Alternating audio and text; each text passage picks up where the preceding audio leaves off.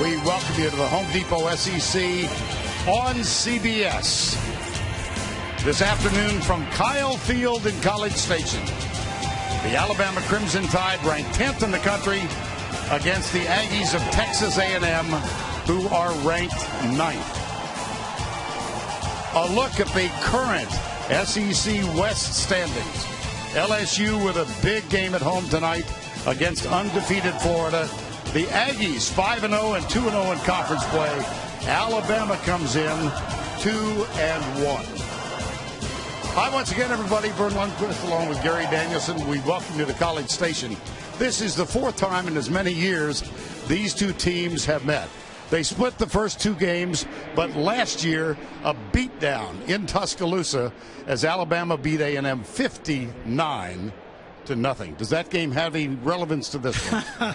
Well, a lot of people are saying no, and of course in the score it doesn't, but I think it has everything to do with this matchup. When Kevin Sumlin, Vern, stood on that sideline and watched his team get physically pummeled, he decided things had to change. From that day, this program has changed. They went and hired John Chavis. He demanded his football team get more physical, and everything from then has pointed to this game today. Well, Kevin Sumlin told us yesterday this is a better A&M team. Do you agree? I do, but they're going to have to earn that right. They have playmakers on this team, but they're going to have to be able to use them. It starts on defense. Their bookend defensive ends, Myles Garrett and Deshaun Hall, can cause havoc, but they're going to need help from the offense. Kyle Allen and Christian Kirk are the two playmakers on this team. Allen is an emerging star. Christian Kirk is a true freshman, is just as good as anybody on the field. The problem for Alabama, Vern, is they are just a couple of a lot of receivers that Alabama will have to stop in this game.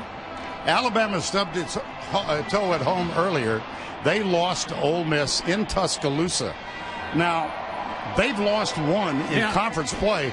They really cannot afford to lose another. Absolutely a must-win game on the road here today, but they're going to bring their defense. I think the solidest defense in all of college football, but it's the offense that's going to be a little bit of question marks. They're a little younger, but there is a saving grace. They've got Derrick Henry, a tailback that they can go to and run the football. He is the constant. He needs to touch the ball about 25 times for Alabama. But we know it's going to come down to the new players. Calvin Ridley is an emerging star for Alabama. He's taking that spot that Amari Cooper had. Plus, Jay Coker is going to be on the line on the road. We will see. A crowd that will exceed 102,000, and first on the field, the visitors from Tuscaloosa, the Crimson Tide of Alabama.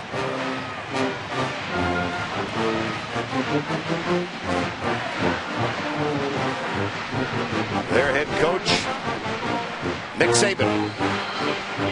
And in the tunnel, undefeated,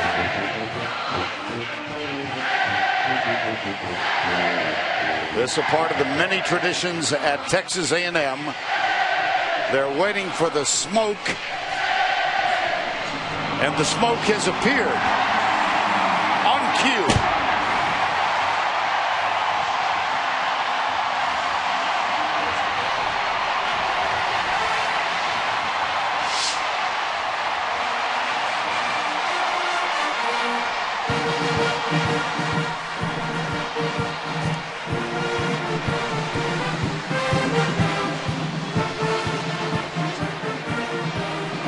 Newly renovated Kyle Field. It took 2 years, but they expanded this place to 102,000 plus.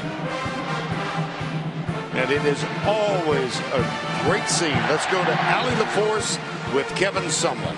Coach, you have made major changes to this program since that 59-0 loss to Alabama a year ago. Why is this team poised for a win this time around? Well, I think we got different players playing. We're a year older. You know, we're at home too. So, like I said, we're better. We're more physical, but we'll see how much more we are today. Your team has been outscoring opponents 121-37 in first halves. How do you start fast against this Alabama defense? We want to keep that going, obviously. We'd like to continue that streak. We'd like to get up early and see what happens. But they're a great defense. We'll play a little cat and mouse early, see where we are. Thank you, Coach. Good luck. All right, thanks. Allie, thank you. Kevin Sumlin, 33-11 in his 4th year. I got to say, if you want to take in a college football game, you want to put this one on your bucket list. This ain't bad.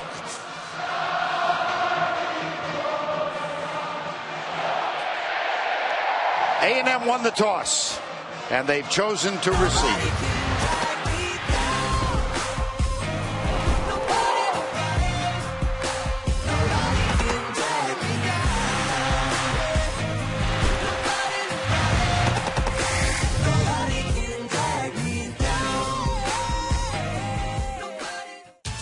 The Home Depot SEC on CBS is sponsored by Wheels Up, Dodge, New York Life, and by Chick-fil-A.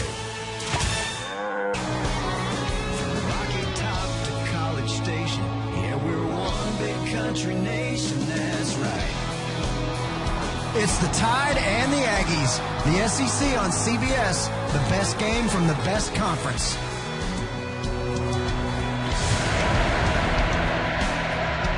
And our thanks as always to Brad Paisley for being a part of our Saturday afternoon tradition. Alabama will kick off. A&M won the toss, and they have elected to go on offense. Adam Griffith will kick it off for the Crimson Tide, and the freshman Christian Kirk, number 3, is back to return.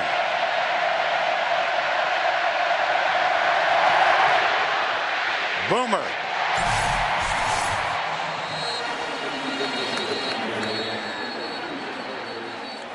And so the Texas A&M starting lineups presented by Chick-fil-A. Genesee Stookie, Mike Matthews, part of one of the most fabled families in all of football. Cheek, Affetti, Carson, there's the Christian Kirk, and Kyle Allen, a sophomore. 8-2 as a starter. And off to a very good start, as you can see. 13 touchdowns and only 2 interceptions. And he starts out hot. He was 9 for 9 against Mississippi State 2 weeks ago. He rolls to his right, gets a good block from his tackle and overthrows. Almost picked off, and then it is caught by Kirk. I cannot believe that was not intercepted. I can't either. When he let go of it, I thought interception in my mind, just high enough. And you know what they say, if it's good, it's good. Nobody's going to remember it afterwards. And that is a gain of 18 on first down. It was Ronnie Harrison who almost got the interception. And let's check the Alabama defensive 11. Robinson, Reed, Jared Allen. The linebackers are Duvall, Lee, Ragland, Jones. Eddie Jackson has switched from cornerback to safety, and he is having a terrific year. Hurry up offense. They go down the sideline for Ricky Seals-Jones, and it's knocked away incomplete by Cyrus Jones. Well, that pass kind of reminded me of when we were here 2 years ago when they started out this game throwing those fade passes to Mike Evans. Alabama fans or Nick Saban don't want to remember that. He caught 7 passes that day for 279 yards. A lot of them looked just like that. They did. Had one of 95, and remember that was a 49-42 Alabama victory. Oh, he's hit as he lets it go, and that is a live ball. Picked up and returned for not a lot. Trey Carson, the running back. That was ruled a lateral. I think it was Jonathan Allen that got the hit that time. And that's another one of that's the defense that can travel well for Alabama. I mean, they just travel. Coming from the inside, pressure up the middle, causing that play. Oh, that's a good sign for this Alabama football team. Gary telling us this morning we have 2 of the outstanding punters in college football here today, and here's the first of the 2. Drew Kaiser, who is averaging better than 50 yards per punt, and that is a beauty. Fair catch called for and taken at the 5-yard line. 54-yard punt. Derrick Henry will lead Alabama, and it's ground game. Crimson Tide has the ball in a moment.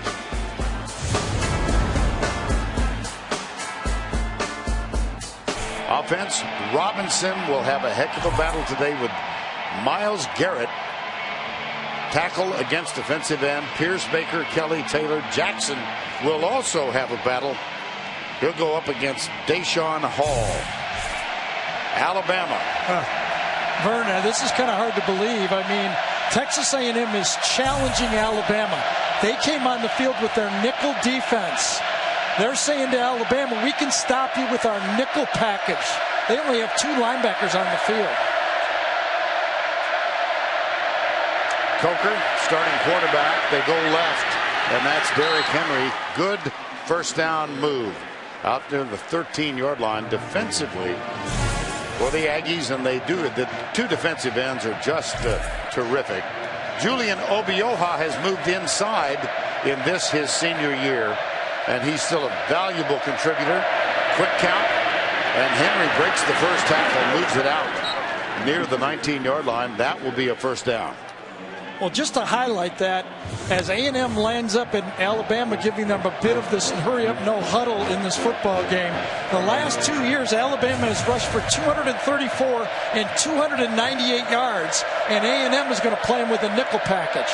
Quick flip out to Calvin Ridley. He makes the catch, gets a block, and he's tackled at the 26-yard line. Ardarius Stewart with the stop. New defensive coordinator. He's been around this league for a while. Yes, he's been around so long, he hates everybody. Every game's a big game for John. John Chavis, Tennessee, LSU, and now A&M. Inside move, and it's caught by Richard Mullaney, who is a transfer student from Oregon State, and he gets up limping. He's in the slot to the left this time. Another one of those play-action passes. I went and watched the Georgia tape again, Vern.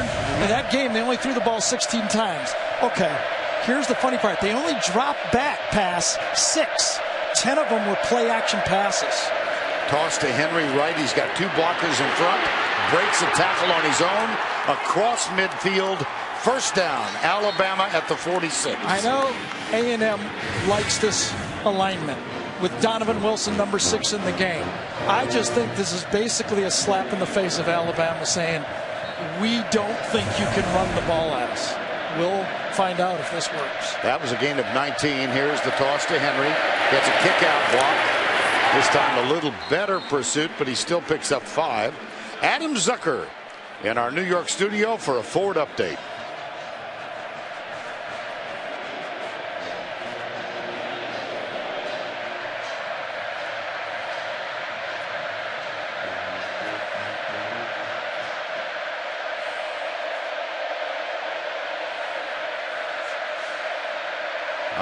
I think you're right.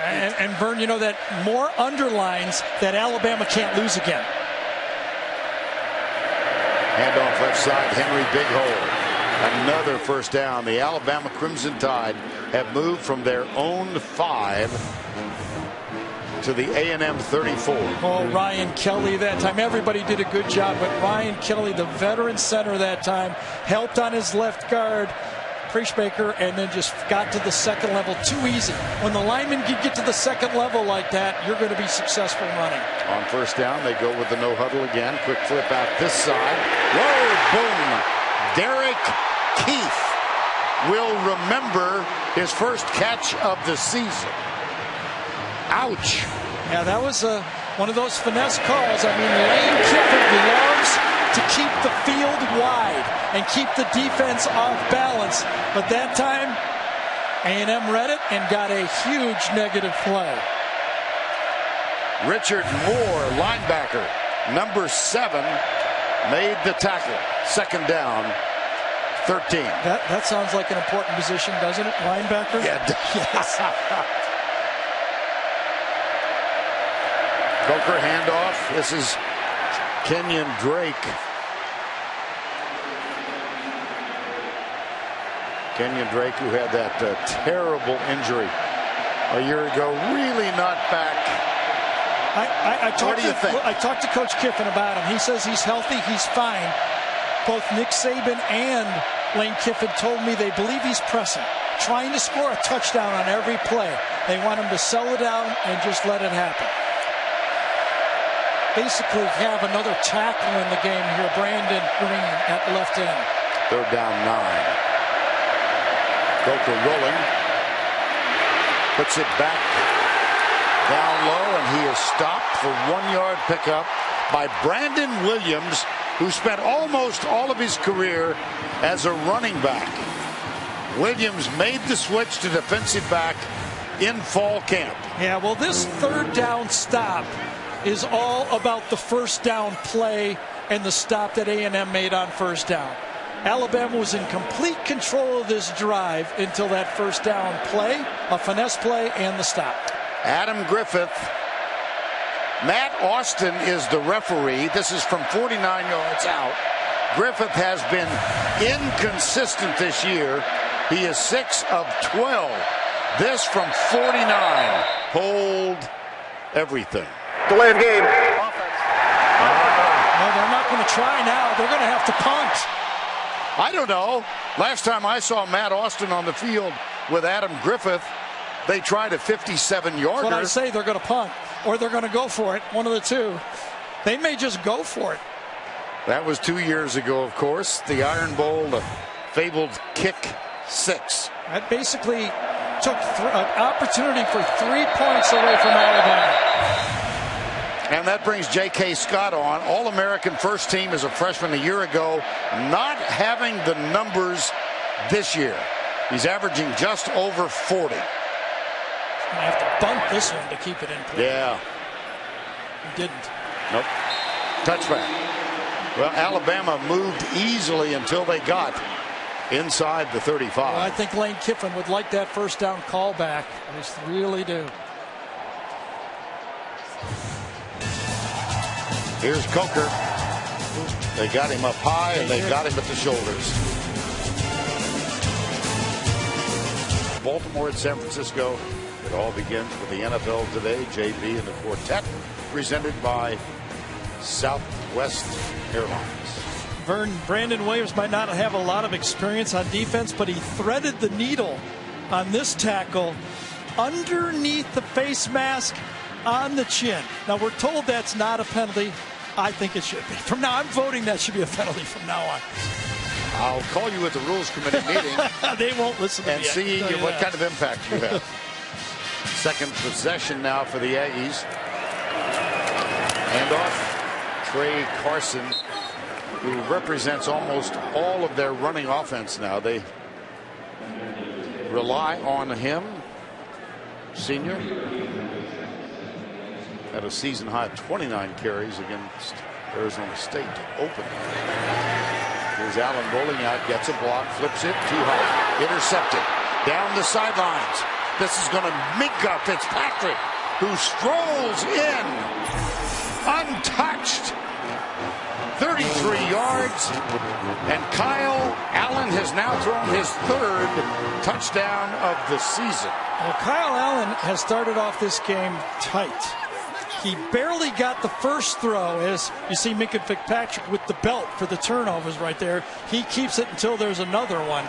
He started off the game, Allen, with a questionable throw, a risky throw. He just kind of pulled the string. And now on this throw, that's one, as soon as he let it go, he knew he was in trouble.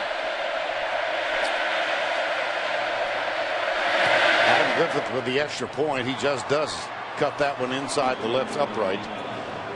Minka Fitzpatrick with the interception return for the touchdown. Well, you see, that's where Fitzpatrick aligns to begin with. So Kyle Allen says, I got the ability to throw the ball in the zone behind. But he drops with the coverage and goes to it. He actually was throwing the ball to Kirk short. That's how much he missed on that throw. He's had a couple bad ones. A shaky quarterback. Hard to beat Alabama with a shaky quarterback. Recently renovated Kyle Field. Let's look back at the interception. Yeah, a little bit of the play behind the play this time. G.J. Petway, watch him shove Joseph Cheek, number 79, right into the lap of Kyle Allen. That caused that pass to sail on Allen. And that's another physical battle, a one-on-one battle won by Alabama in this game early.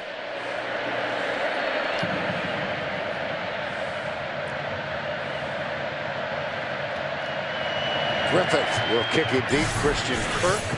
He'll take this one. Yes, he will. No, he won't. I'm surprised. Thought he'd come out with it. Let's go down to Allie LaForce. Thank you, Vern. Mullaney did pay a visit to the training table. He laid down on the table and they worked around a little bit in his hip area. He's had his hands on his hips, sort of feeling around in his lower back hip area, but he did run out after he got up from the trainer's table. He's behind Lane Kiffin now, and the team told me that he's 100% to go. All right, Allie, thank you. That's Richard Mullaney, the slot receiver, mentioned he transferred from Oregon State. And I wonder if that play was designed for Mullaney that Keith caught on that first down play. Probably was a scripted play. First down 10 now. Aggies trailing by 7. Allen pumps. Deflected again. Batted ball. Flag down. Best in the country. Might be some holding in the secondary, though. Jaron Reed is the guy who got his... Yeah, but they might wipe this one off, though, because the ball was deflected. Once it's hit, there's no interference. Here's Matt Austin. Holding. Defense number 15. 10-yard penalty. Penalty results in the first down. Okay, so let's clarify here. Holding had to be prior to the ball thrown. Once the ball was tipped, it would have been called interference. So the ball was called holding, automatic first down. I think it's Ronnie Harrison right there that gets the hold on the ball, and it was before he threw the ball. Good call that time. Yeah, he's at 50. He should have said 15. Yes. Allen on a strike. Ricky Seals-Jones down at the 50. Highly recruited high school receiver, suffered an injury his freshman year. He got a medical red shirt. And that is his 16th catch this season. Watch Kirk, though. No safety deep. I'm telling you, Jake Spavital will notice that, and they'll come back to it later. Left side to the running back. That's Trey Carson. Reggie Ragland made the tackle. Reggie Ragland is one of the great football players we have in this conference. Linebacker, Alabama. Leading tackler for the Crimson Tide. Here's Carson. Nothing there. Jonathan Allen, number 93, made sure he did not have any. Hey, Vern, just to give you an example of how good Alabama is against the running game for A&M in 3 years. In the last 3 years, A&M has run the ball with the running back as we watch this play. Here's Allen going deep. He's got Kirk down there, and it's tipped away at the last second by Eddie Jackson. Whoa. Kirk thought he had this pass, but Eddie Jackson actually turns his head. The ball was over his head. Watch him turn his head and go to the receiver's hands. Eddie Jackson misjudged it a bit and turned around. Just to finish up that story, A&M running, they have run the ball against Alabama the last 3 years. The running back, not the quarterback, 59 times for just 181 yards. Their long game in 3 years, 10 yards. On fourth down, here's Kaiser, second time. Bad one. Yes, it certainly is. And Cyrus Jones said, let it bounce, and it does, and settles just outside the 20-yard line. Well, that'll dilute the average. That's a 29-yard punt for a guy who's averaging 50.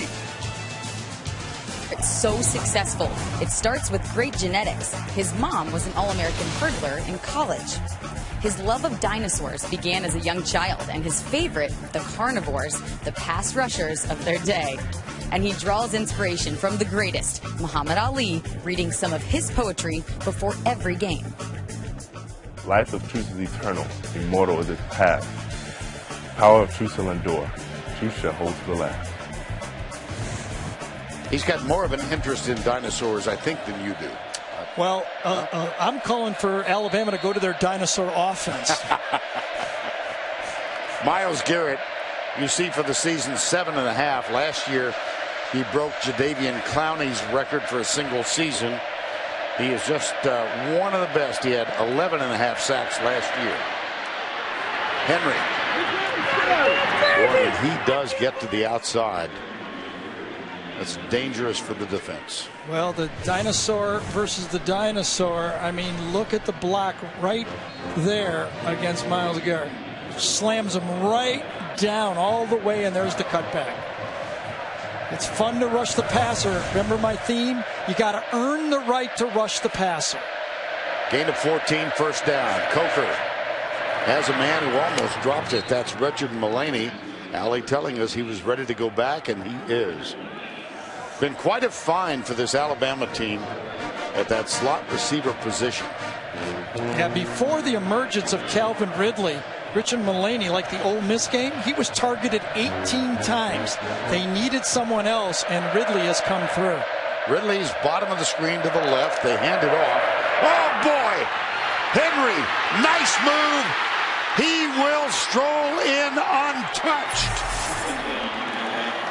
12th straight game in which he has scored a touchdown.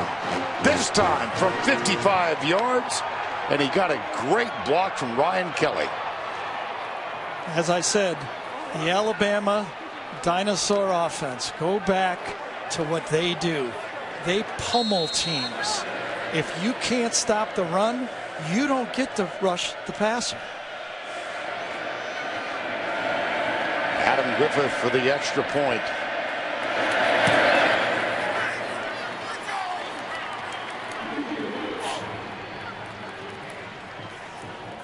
Derrick Henry, the junior, 12th straight game, and look at the Kelly block. Alabama 14-zip. Oh my goodness. Never miss a moment of college football with the CBS Sports app. Every play, every story, and every highlight right as they happen. Download the CBS Sports app now. Well, right now for the A&M fan, this is looking a lot like the 45-0 first half a year ago. There's nothing to do if you're A&M but to buckle up, go out there and try to make first downs, not touchdowns. First downs first.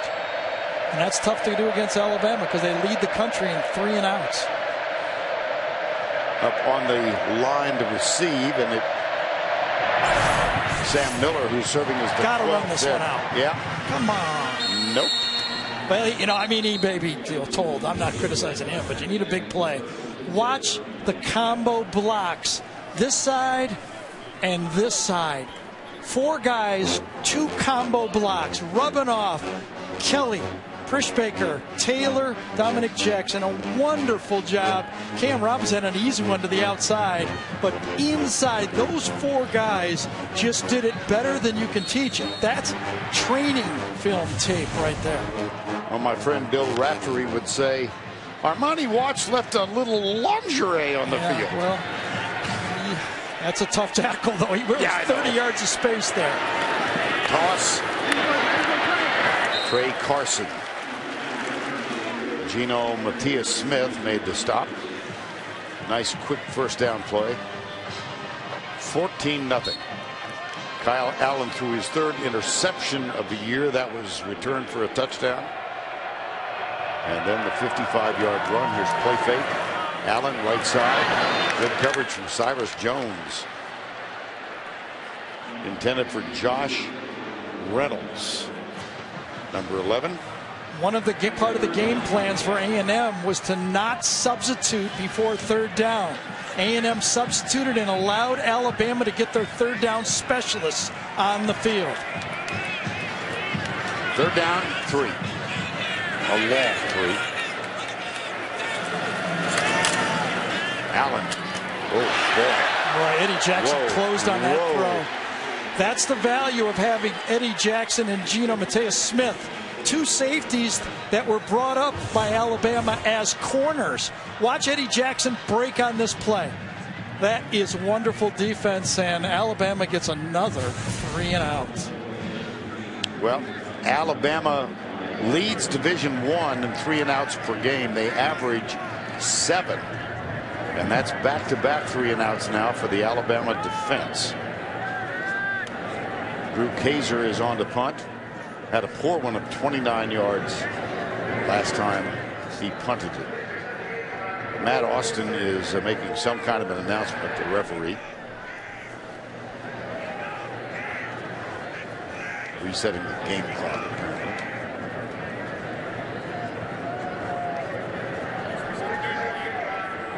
He's still making the announcement. 4-4-6. Thank you. You're welcome. 4:46. Cyrus Jones. Would Kevin Sumlin dare try to get a big play with a fake punt or something? Because right now they're going nowhere. You notice I'm not committing myself. And the answer is no. A bit of a high snap. This is better, much higher. Fair catch called. Cyrus Jones at the 19-yard line.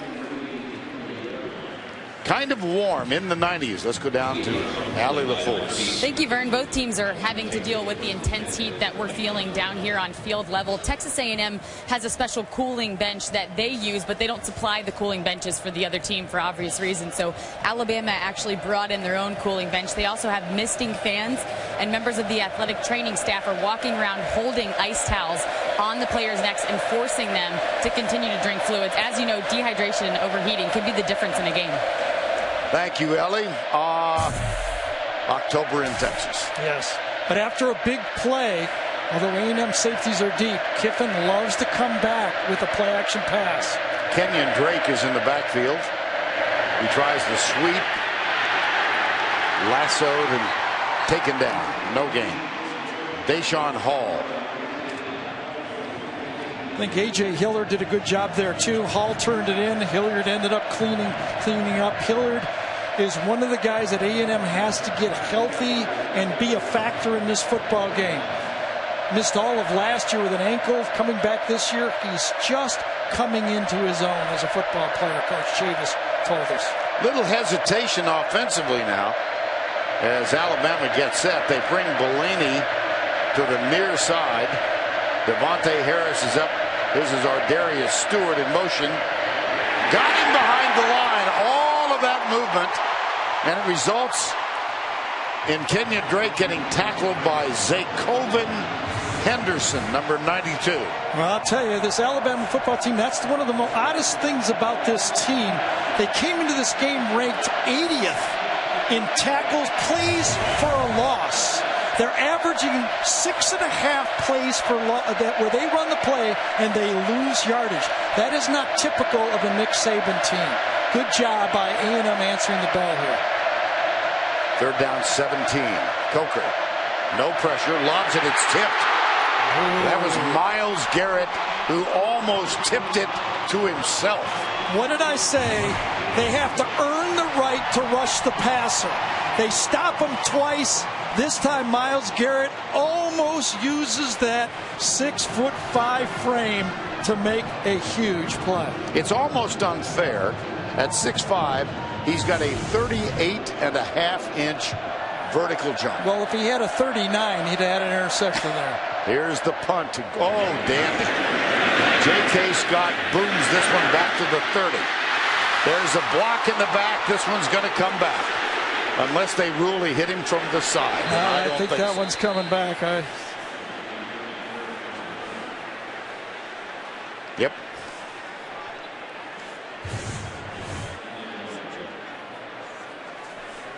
I think it was Alex Caesar, number 17, that's going to get called on the play. Now they're going to talk it over. Vern, you might be right here. During the return, there's no foul for illegal block in the back. First down. This is a new phase. It is. This is 2 weeks in a row. Yes. We've had this call. Let's see if he gets it. Oh, that's a penalty. Come on. It's not even close.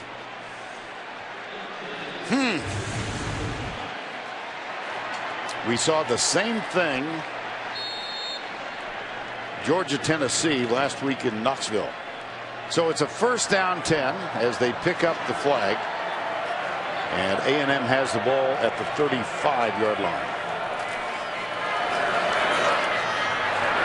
Trey Carson. Wow, what a helmet hit. That was Geno Matias-Smith, number 24. You look at the tapes, you do notice that Kyle Allen runs the ball. He ran the ball 12 times against Mississippi State. And Manziel was so effective running against Alabama. Will they try to get Kyle Allen in some design run plays? Empty backfield here. Stunts defensively. Oh, it's tipped in and out of Ricky Seals' hands. He should have had that. And let's check in with Allie LaForce. Thank you, Vern. Something's not quite right with Derrick Henry. The athletic trainer is standing next to him on the bench, feeling around in his lower back, kind of massaging it. He sent one of the other members of the staff to go get him a Gatorade so he can drink it. Might be some cramping or maybe even dehydration, but I'll keep you posted as I know more. Thanks, Allie. Third down here. Play fake. Allen, right side, wide open. Christian Kirk. That's a first down, Texas A&M. Boy, when their go-to player gets that wide open, you got to wonder. He's in the short slot. Alabama has to be knowing where Christian Kirk is. The combo bunches have given Alabama problems. The bunch pass worked well that time for A&M. Play action again, and this one's overthrown for Kwame Etwe, number 22, a walk-on. He's a freshman. Jaron Reed had the pressure on Kyle Allen. Second down 10.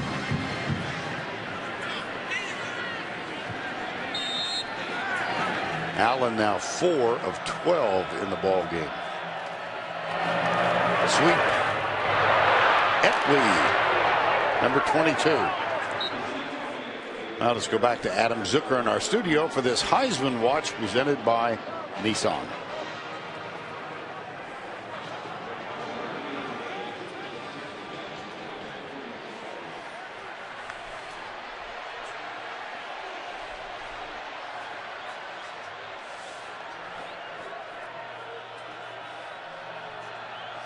All right, it's third down. Allen pumps off his back foot, almost intercepted again. That was ill-advised, as they say. He had Kirk there and 3 white-clad Crimson Tide players around him. I really thought that the A&M would go for it on fourth down, but you're right, Vern. He threw this one right into traffic. Had Foster not knocked that down, I think Eddie Lewis might have picked it up. Eddie Jackson, might have picked that off. Well, Taylor Bertolette is on. Connor McQueen, number 14, the 4th-string quarterback, will hold it. Bertolette earlier hit a 55-yarder. That was against Mississippi State. It's going to be right at the end of the quarter. Oh, timeout. Kevin Sutherland called a timeout. I wonder if he. Timeout, Texas A&M. Oh no, the play clock was running down. Excuse me. That's why Sutherland tried to save that attempt for a field goal. Now, Kevin Sutherland noticed an evaporating play clock. Time call. Kevin Spacey, Amy Schumer, and Monday, Kerry Washington. The Late Show with Stephen Colbert, only CBS. Christian Robertson will snap. Connor McQueen, as we mentioned, the 4th-team quarterback, will hold. Boy, Alabama is scheduling play safe a million times. They were disguising it. They're going to just keep. They're going to concede the field goal try. They're playing safe against the fake. From 54 yards, they scoop the center back, and this one is good.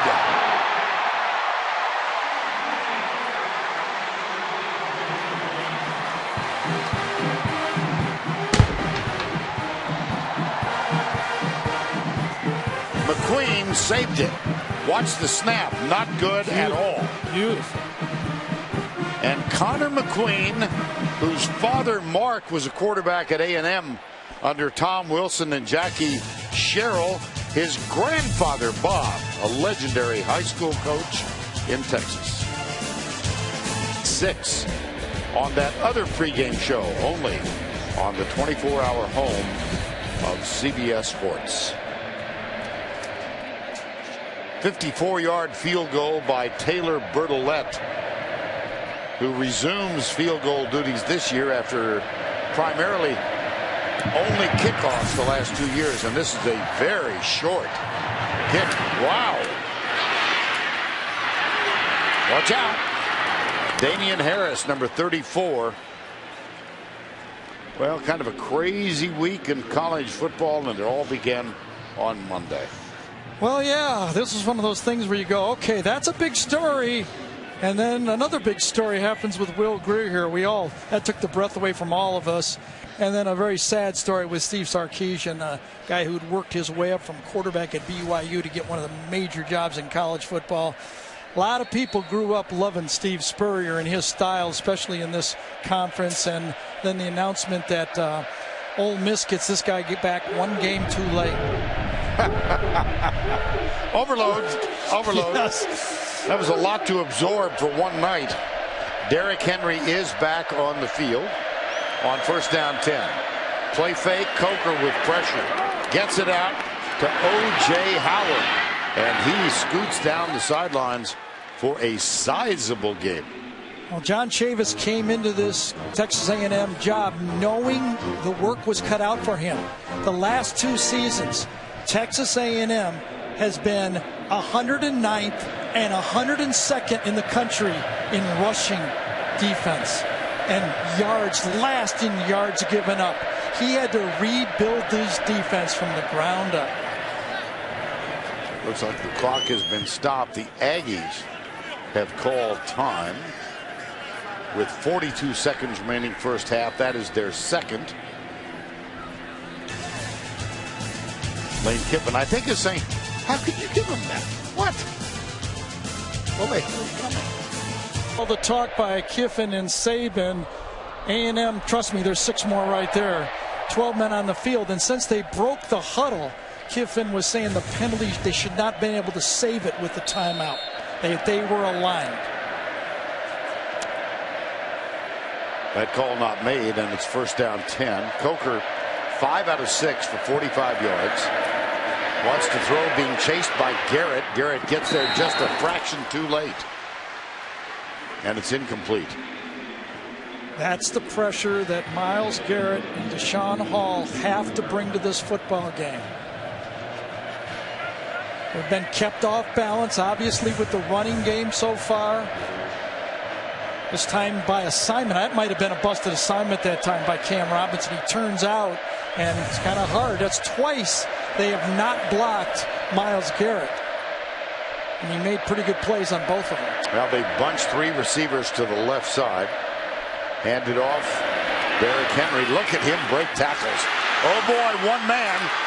And he does bring him down at the 20-yard line. I know that Lane has a visor on and he wants his hero was Steve Spurrier, but boy, it's hard not to just run this ball straight ahead. I mean, unless Derrick Henry just waves to the sideline and says, I'm too tired to run it. Jeez. Well, Derrick Henry now with 8 carries for 139 yards. That was for 24. Yes. Up the middle. Poor tackling. And then he is caught by Armani Watts. That's another gain of 14. You know, the funny thing about college football nowadays is the quarter ends. They're going to get out of the quarter. They believe, I think a lot of people believe, that if you're not wearing a visor and running the spread offense, that you don't know how to coach. There's other ways to move the football. It's called dinosaur offense. That is the end of the first, an entertaining quarter, particularly if you're an Alabama fan. 14-3 will return to College Station after this message and a word from your local station. Derrick Henry, junior running back, wearing number 2 this year with a big first down. Yeah, the beat goes on. We talked about it in the last 2 seasons. In 2013, 37 rushes Alabama against A&M for 234. Last year, 45 for 298. And they're starting out right again with Mr. Henry. Pretty good job so far by those, as Keith Jackson called them, the big uglies up front. First down and goal. Henry, the running back. Coker Gets the snap from Ryan Kelly. Why not? Feed the big guy. Call it a touchdown. No, yep, you're right. Right? Just plowed through him, didn't he, at the end?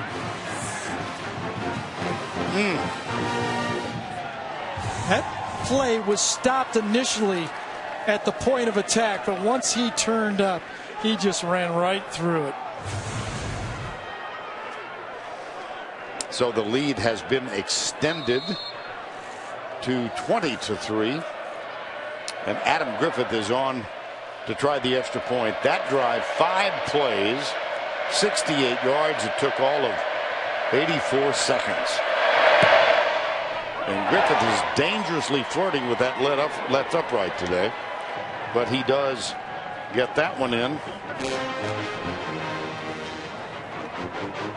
And we are early in the second quarter. Vern Lundquist along with Gary Danielson and Allie LaForce down below. Well, what do you think? Well, we started off talking about the bookends, and what I was trying to say that, you have to earn your right. But the most important thing about bookends, Vern? Yes. There's got to be books in between the bookends. Bookends are no good if there's no books. And what I mean is those guys between Hall and Garrett, they got to start stopping some people. Otherwise, the bookends are just accessories with no books. I have a quick question. Yes, sir. How many of those have been colored in? Is that in honor of Steve? It just came to me. It's a the reference. idea is those guys inside the 2 bookends better stop that running game, or the bookends are not going to have any effect on this football game. Steve Spurrier, one of his more famous quotes in his illustrious career came when there was a fire in the library of a university that burned 20 books. It was Auburn. And he said, how many of them were colored? He had a few. Well, where are the playmakers in this game? Remember, 2 years ago, Johnny Manziel basically made the statement for the Heisman in this game when he kept Alabama off balance with his running and scrambling. When they came back here in 2013, Mike Evans abused the man-to-man coverage for Alabama. So far in this game, Alabama has been able to bottle up those playmakers for this A&M offense. 21-3, early moments, second quarter. Kyle Allen with the pitch. Oh, man. Wow. That was Reggie Ragland, number 19. I don't think there's any doubt that this Alabama defense is vintage. I mean, they've had 6 games so far, and they have held everybody but Ole Miss to under 300 yards total offense. Second down. Try the reverse, not a reverse, but the deep handoff coming left side to Trey Carson. And it's going to be 3rd and long. DJ Petway, Denzel Duvall. Yeah, Duvall did a great job there. He took on the blocker. He didn't try to make the tackle. He kept his leverage and made the play inside. Allen steps in. He's got a man open. There's a flag down as well. And this is Christian Kirk. These 2 young men. Kirk is a freshman, Allen a sophomore, both from Scottsdale. Well, you saw when Allen has a chance to set his feet, what type of arm he has. Illegal substitution on the defense. 12th player failed to get off the field. Penalties declined. Play results in a first down. Take another look, Gary, at Christian Kirk. And that offensive line gives him space to ride up in the pocket. He can take advantage of what Kirk does. Very, very shifty receiver. Uh-oh, that's coming back. Jermaine Ifedi, the Prior to right snap, tackle. false start. 74 offense. That's 5-yard penalty. Repeat first down. Mention these 2. Allen, the sophomore quarterback out of Scottsdale. Kirk, the freshman running back, wide receiver, I beg your pardon, out of Scottsdale. Their relationship as friends goes back. They played Pop Warner football on the same team in the 8th grade. And Kyle Allen saying yesterday to us, I think I had a lot to do with his decision to come to Texas A&M. How about that play? Josh Reynolds. Woo! See, that's why I think, and other people have said the same, that the best pro prospect as you watch this ball go to the outside of Reynolds at quarterback in this conference is Kyle Allen. Long term, he's got great ability. Carson, they continue to have problems running the ball. Jaron Reed is the first man there. How 90. ironic, Vern, that just a year ago, prior to this Alabama game, because Ken Hill was doing so well. Kenny Hill so well at quarterback. He was in the talk about a Heisman as they went undefeated early. Kyle Allen was thinking about transfer. And then Kenny Hill had his season go south. Here's Allen. Escapes the pressure. Oops. Kirk had to go down low, but Jaron Reed was the man putting the pressure on Allen. Alabama's being very aggressive on substituting on third down. That's why they got called with 12 men on the field the time before. Even though A&M does not substitute anyone, Alabama got their specialists on the field. Third down 8. 21-3, Alabama. Allen flips it right. Wow. Cyrus Jones was right there about the time. That was 5-on-5. Yeah, I think they got to go field goal again. I thought if they would pick up 3 or 4 yards, they might go 4-down territory. But I think they got to try to get another points on the board and make this a 2-possession game. Well, Bertolette had a 55-yarder against Mississippi State. Had the open week last week, and then he had a 54-yarder early in this game.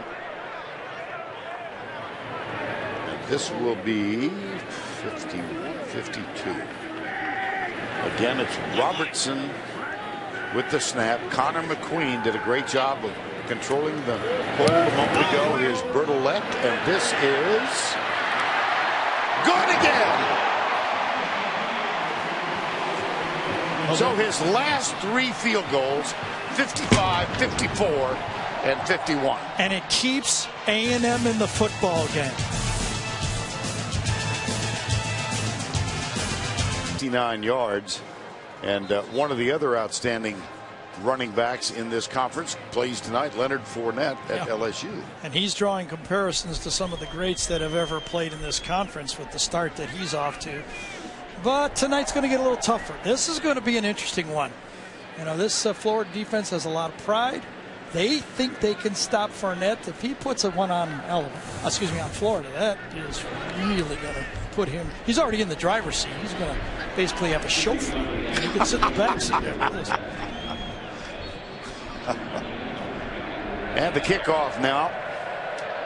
Damian Harris is the deep man, along with Richard Mullaney.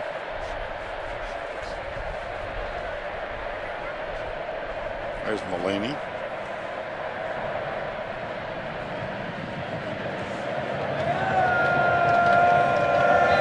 They will stand the core throughout the entire game.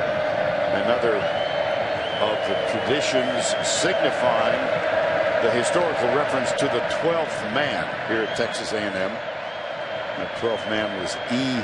King Gill. This one through the end zone. You know, Vern, John Chavis has seen it all in this league. As you said, 20 years in the league. And you wonder now what kind of adjustments John Chavis would make. You know what I think John Chavis has told the guys on the sideline?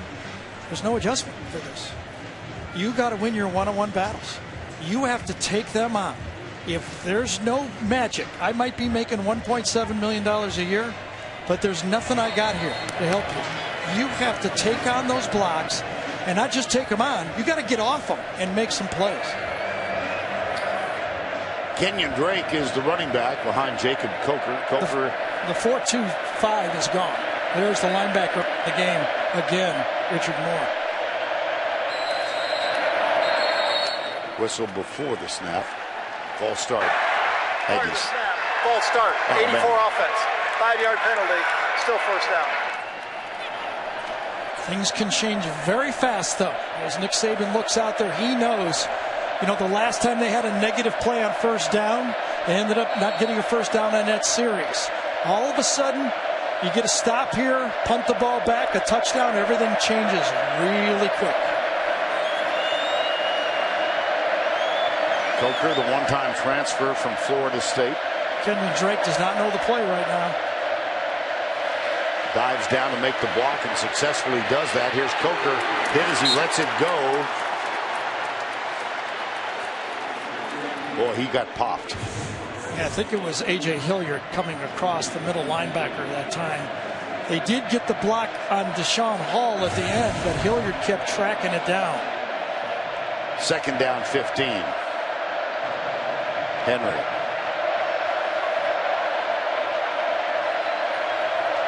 The illegal procedure penalty really changed the attack mode for Alabama. Both Drake and Henry are on the field for Alabama. They feed Kenyon Drake. He bounces to the outside and stumbles. There it is again. A guy that's just a little bit out of sync. You know, they met with Kenyon, talked to Lane Kiffin, and actually, I think it might have been Nick that told us, said we've talked to him about just relaxing out there. Seems like he can feel it's an important year for him. He wants to show the scouts what's going on, and everything just happens really quick right now. So Robinson and Garrett. It's third down and 12. Brandon Williams matched up against Calvin Ridley, bottom of the screen. Ridley not much of a presence so far. Coker looks his way. There you go. That's going to be a first down, and maybe no flag. Little bump. And that's the matchup I think Lane Kiffin wanted. He has his #1 receiver against Brandon Williams, who, get this, Vern, even though he's starting at corner, in spring football for A&M this year, he was still at running back. They did not make the move until the summer. He had never played defense in his whole football career until this year. Needed 12, they got 13. Here comes the blitz from the corner. Coker is popped, but he gets rid of it to Mullaney. Oh, brother. Gain of 11, Sean Washington, number 33, comes on a linebacker blitz. Oh, wow. Put his helmet right there into the face mask of Coker. You cannot question Jake Coker's toughness, I'll tell you that. Fires it, Ridley. Not much there, gain of a couple. Couple of those interceptions that Jake Coker has thrown at home against Ole Miss that I watched, he was letting that ball go right in the face of the rush. It ended up kind of burning him, but this is a tough individual. He's been intercepted 6 times this year. Coker, who started out, as we mentioned, at Florida State, lost the battle with Jameis Winston, transferred to Alabama. It was thought he would be the starter a year ago, but Blake Sims beat him out and had a terrific season. Into the flat left side. Kenyon Drake nailed.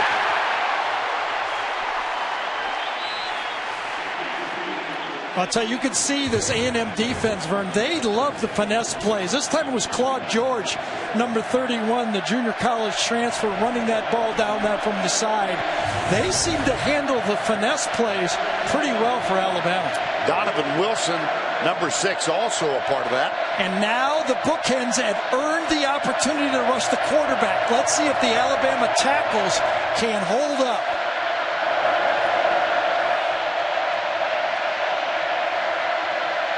Third and 14. Drake, left side, big block. Nice tackle. Yes, it was, because it saved the first down. Armani Watts.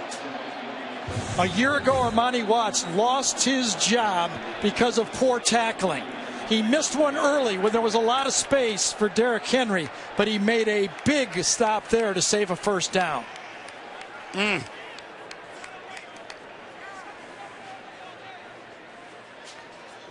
Very odd alignment that time for A&M. Chavis moved his big defensive ends inside that time, and Drake is on the field. Well, we've seen this movie before. Ouch. Right on that right leg again. Right leg. Yep.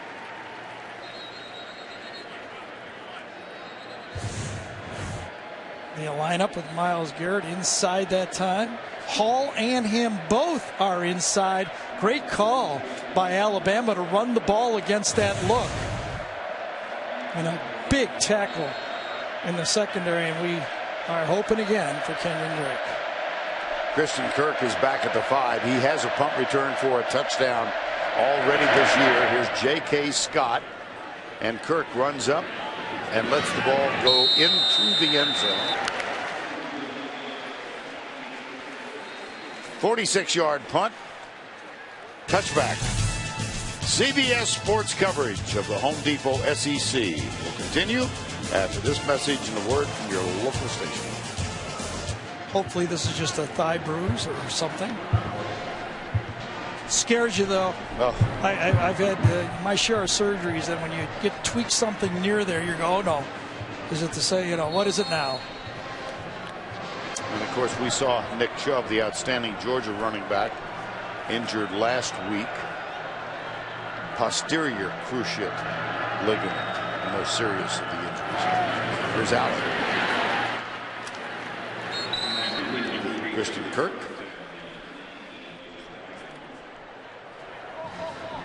That's a gain of 5. Reggie Ragland prowling around that defensive unit. What a player. Here's a sweep. Ragland run that play down. Yep. They've had a lot of great middle linebackers around here. C.J. Mosley comes to mind. But, boy, I'll tell you, Ragland might be as good as any of them. He just can track these plays, and he just felt like he was faster than Trey Carson on that play, wasn't he? 3rd down 2. 21-6 Alabama with the lead. 3 wides, stunts. Ragland coming across the middle. It's good. And they picked up the first down. That's Josh Reynolds. Young man who had 13 touchdowns a year ago. That's a gain of 14. And a first down. And the Aggies will try to go quickly. That was supposed to be good news. Kevin Sumlin was really looking forward to Josh having a big game. He's averaging 21 yards a catch on the season. Allen steps back, pumps once. Well, he does have a gun. He does, and he also had a lot of time. That time, again, that space in front of Allen. When he has that space, he can really deliver it. He obviously has settled down in this football game. Christian Kirk with a gain of 13. First down 10. Nice move in the backfield. Reggie Ragland. Well, let's get an update on Kenyon Drake. Here's Allie. Thanks, Vern. Kenyon Drake is heading to the locker room. You can see him running right there with a little bit of a limp, too. He rode the bike for about a minute, but wasn't able to pedal fast. Rode the bike pretty slowly. I'll let you know when he comes back out. All right, thank you. And number 19, Reggie Ragland, was down on the field while Kenyon was going down. It appeared that he felt cramping in his leg from up here. He was bending his toe back, but as you see him straightening out that right leg. That was a fear for Alabama. As you can see the shadows on the field, A&M is in the shadows right now. That's probably a 10 to 15 degree difference between the Alabama bench and the home bench. Home field advantage, right, Vern? They're in the shadow, and Alabama right now could probably feeling that heat. Ragland.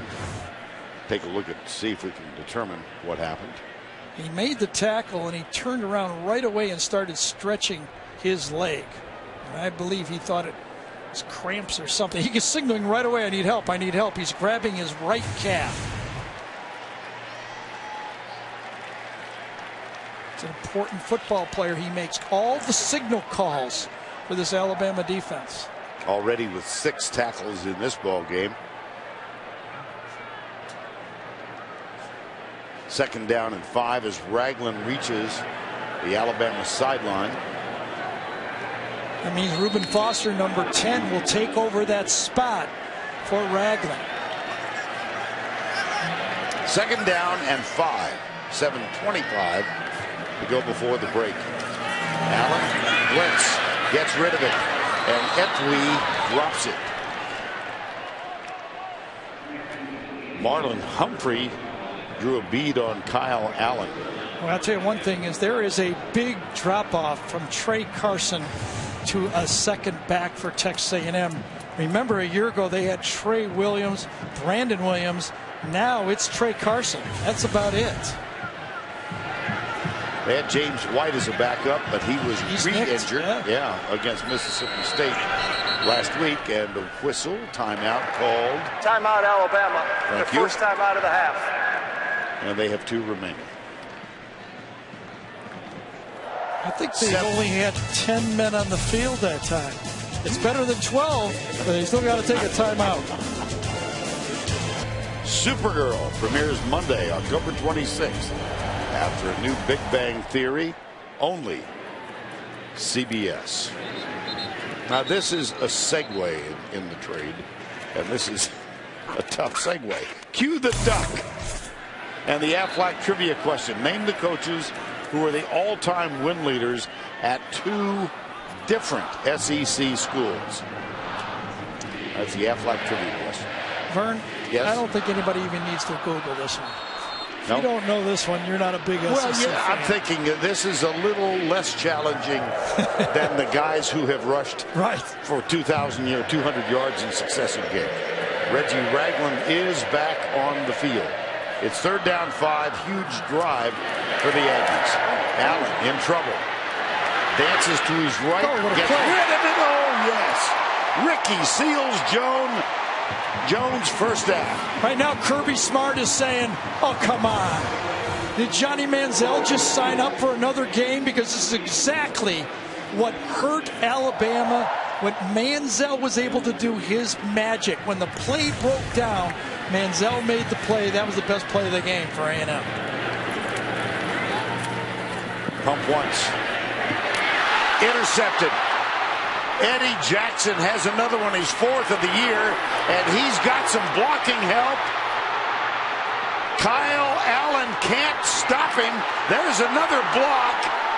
Wow. Cyrus Jones, and that one went 93 yards. Touchdown.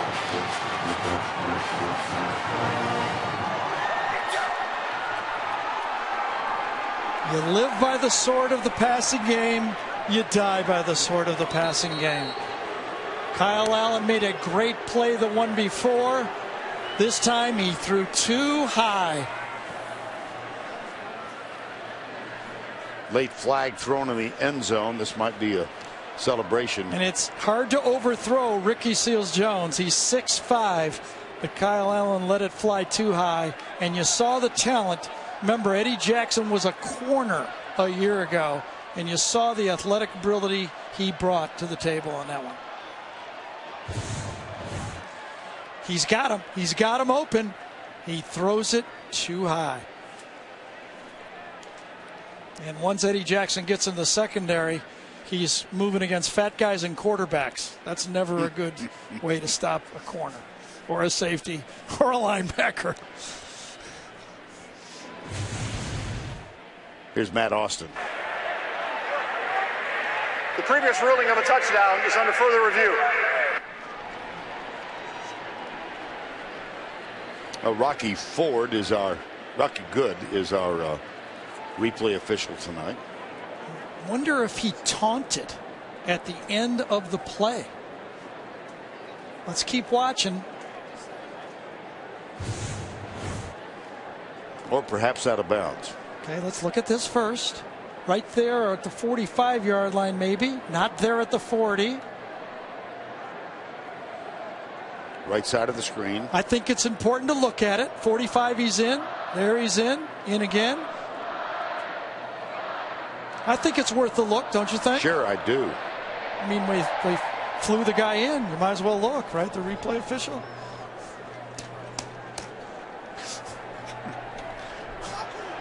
Make him earn his pay. Yes. This is an easy one, though, isn't it? Yes, it is. I thought maybe there was a taunt. After review, the ruling on the field is confirmed. Touchdown. Following the score, unsportsmanlike conduct, number 2 of Alabama. The 15-yard penalty will be enforced on the kickoff. That's what we thought it was, a taunting. Yeah, I thought when they said it might be overturned, I was like, oh my gosh.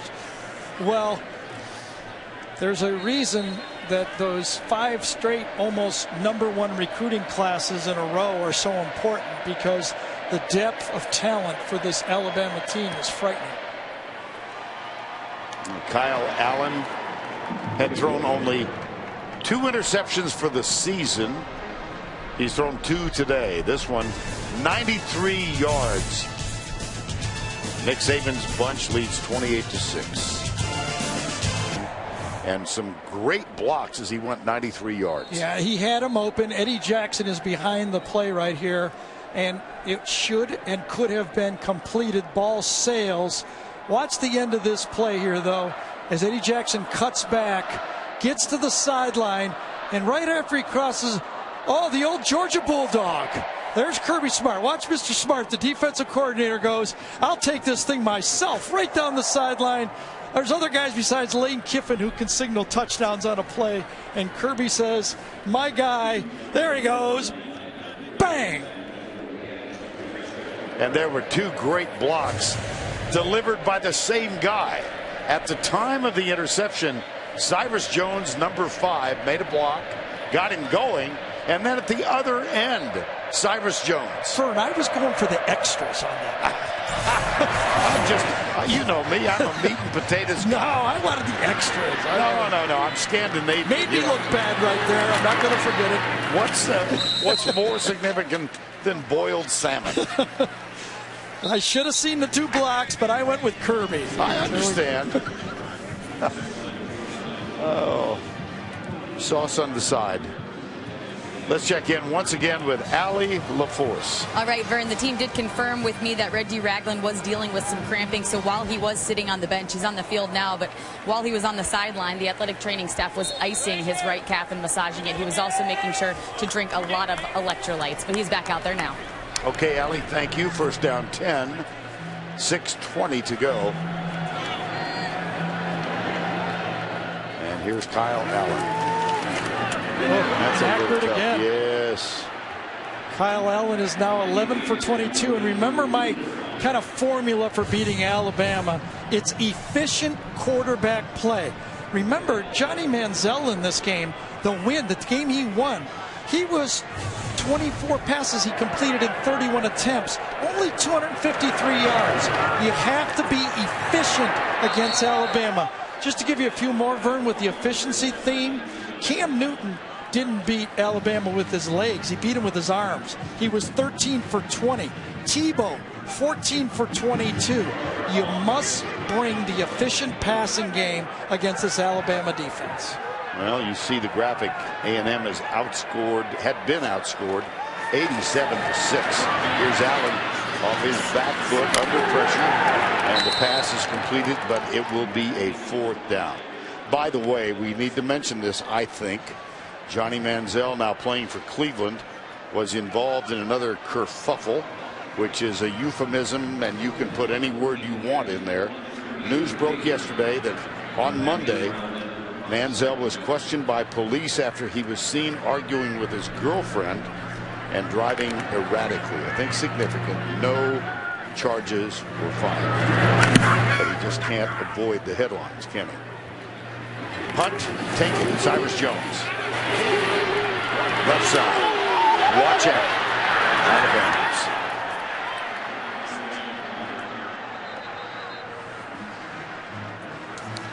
Well, time to cue the duck. Now, everybody's got this one. I did. I had it right away. Name the coaches who are the all-time win leaders at 2 different SEC schools. Bear Bryant, Alabama and Kentucky. Steve Spurrier, Florida and South Carolina. Nick Saban in his second SEC stint. And they're going to target. They're going to look at a targeting call review on this, on the return.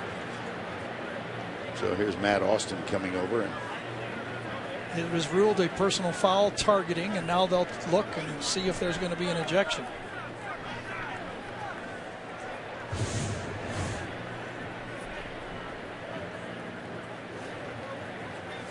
Oh, that's going to be, that player is going to be ejected. He left his feet, he launched, and that one is going to be an ejected football player. Was it Deion Hamilton? Yes. Sean Deion Hamilton, number 20, was the guy. That's clear cut. This, I think. And I think even Nick Saban, when he watches that, he'll show his team they can't do it. After review, the ruling on the field is confirmed. Number 20 is disqualified.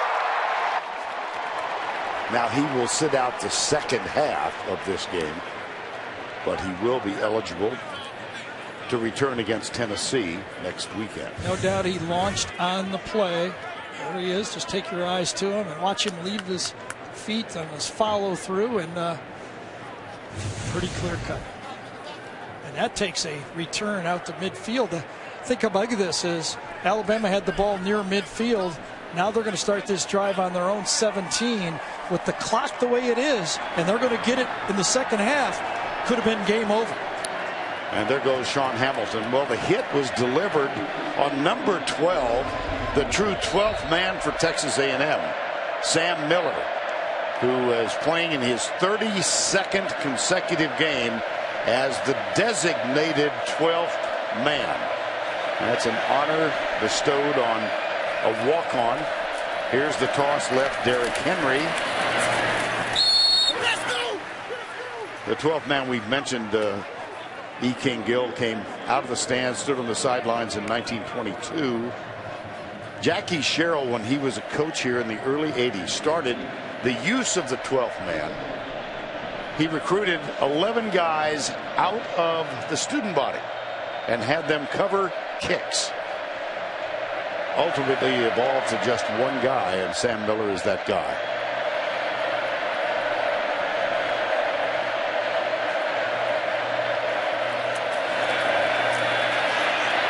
Coker down. Myles Garrett. Well, they had a gimmick play on. Lane Kiffin was going for the touchdown, and Cam Robinson tried to hold on. He's going to get called for it, but they had Ridley for the touchdown.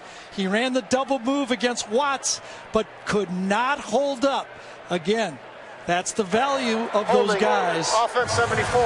Penalties decline. Third down. If you can use them, they're great weapons. On that one, there's no doubt Myles Garrett saved a touchdown for his football team.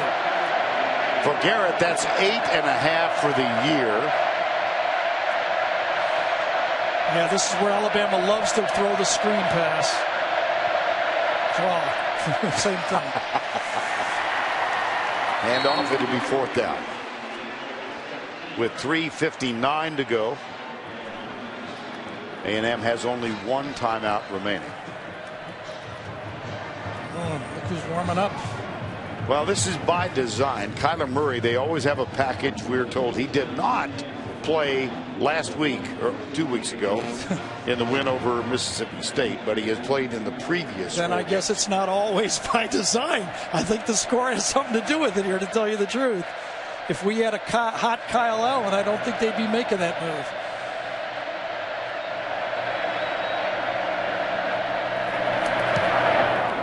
Great punt. Can it be covered? Kirk gets a block.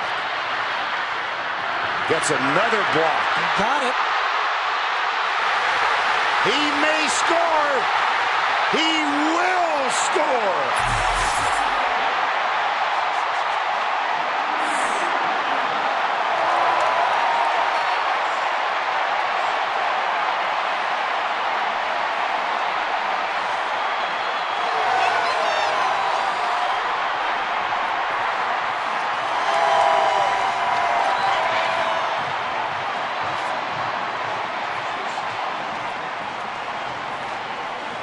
On those long punts, you just know that if you don't stop the guy, there's a lot of space. If you don't stop him early, you almost outkick your coverage, and that's exactly what happened.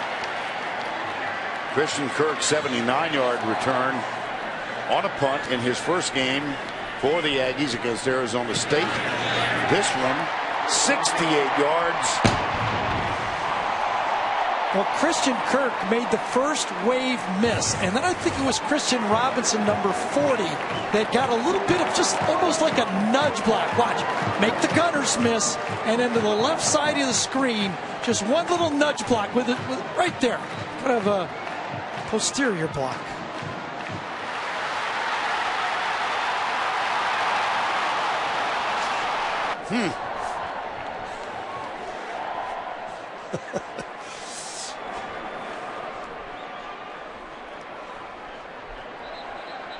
That's why during the game early, Vern, I was wondering why Kirk wasn't bringing those kickoffs out. He's such a game breaker. Now you look at the first 7 possessions, disaster just the last series. And just keep playing, line up, play again. It's a long football game. Sooner or later you make one play and everything looks a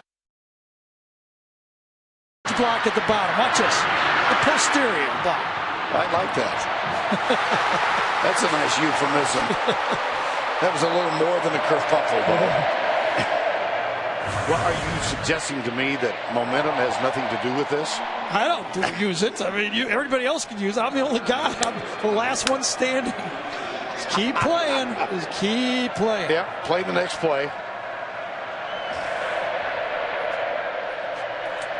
And the kickoff from Bertolette. This one maybe headed out. Got a good bounce. Oh, he did. Damian Harris took it in the end zone. It did not have to be come out. Yep.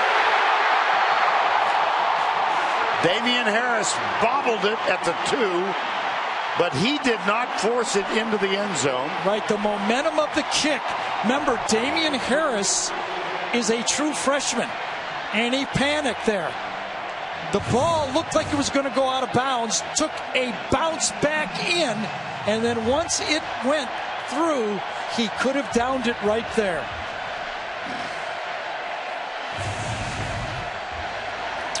.257 to go, first half of play. 28-13. Those 4- and 5-star recruited players. College football, you really can't avoid using them anymore, especially at Alabama. As quick as those guys turn pro, you got to put them in, but it can happen. Henry spills at the 12, perhaps the 13-yard line. Aerial coverage provided by Goodyear for 60 years. Goodyear has provided aerial coverage of college football's greatest traditions and biggest rivalries.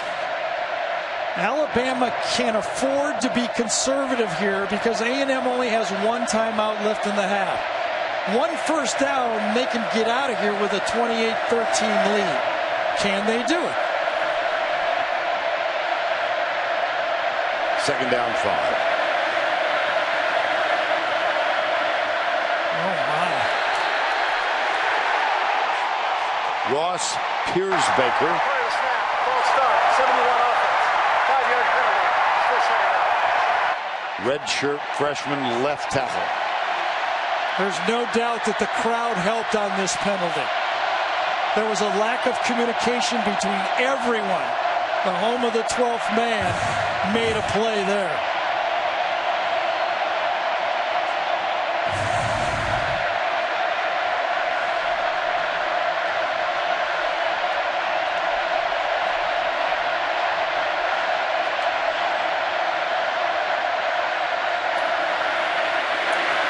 Henry to the 11. Third down. Tackle made by A.J. Hilliard, the middle linebacker. Kevin Sumlin with a stop here will use his final timeout.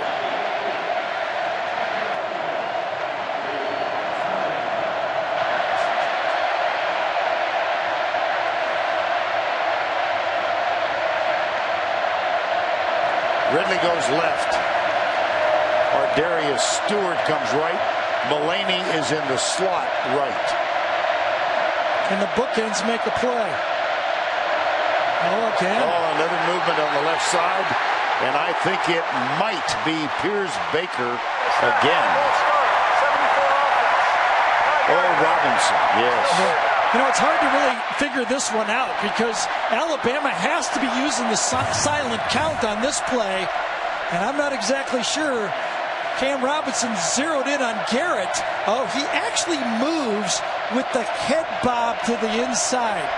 When he sees movement inside, Cam Robinson out of his peripheral vision moves as well. Now Ridley goes left. 3 receivers come near side. Derrick Henry gets the handoff. Breaks 1 tackle. Still struggling. He is stopped. It'll be 4th down. Let's see if Sumlin. Oh, sure. We already called it. Okay. There's the final timeout for the Aggies. And a playmaker, we were asking, would a playmaker emerge for A&M? And it's their true freshman receiver. He's the guy that came out here and changed the ball game, Christian Kirk. For Adam, Rick, DJ, the Geico halftime report on this midway point of the 2015 college football season. Here's J.K. Scott out of the end zone. Oh, he's going to challenge him again? Oh, boy. Christian Kirk at the 31. Not so fast this time. Ridley was down. Scott. And there's another player down at the 43-yard line. Remember all the stuff that went wrong for Alabama to get to this spot for A&M to make the play. Remember on the interception, they had the targeting call. That backed them up. Had that ball been on the 50-yard line, Kirk's not even going to get the opportunity to run that back. And then the kickoff mistake, 2 more penalties, everything mental, self-inflicted wounds by Alabama. Here's a mental mistake right here. Momentum of the ball goes in, could have been down, and then once they get it, it's one mistake after another to force the long kick. On a series where Alabama needed 1 first down to get out of the half, they didn't do it. There is an Aggie down at the 43, and difficult for us from this perspective to see his number. I believe it's Josh Walker, the linebacker, number 11. How many, Vern, I know you know that. I'm going to lob this up for you. Okay. Whack it out. Okay. Here, okay. How many duplicate numbers does Texas A&M have on their team? Gosh, I'm so glad you asked. 29. 29. 29. So we said it's 11, so it's either Josh Reynolds, the offense 11, or Josh Walker, the defense 11. So you're going with defense 11. I am. 50. It's red black. Now it's I'm red nervous. black, basically, right? There's Reynolds on the sideline. There you go. You got it. That okay. helps. Well, when did you make this count of 29 duplicate numbers? it's a long drive from Houston to College Station. And instead of memorizing numbers, I just looked at the roster. I want to tell everybody out there listening to the game, okay, well, you know, if they still have the sound up for us, basically. Yeah. There's not a lot of things that get my partner upset, but duplicate numbers is one of them. That's true. Josh Walker, the injured player.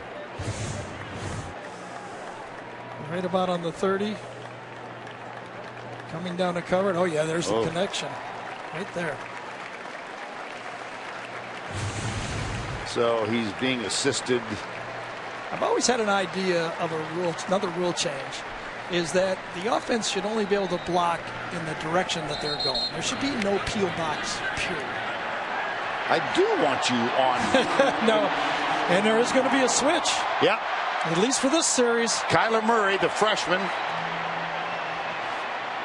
Now, Kyle Allen kind of looked over and raised his eyebrows at one of his teammates.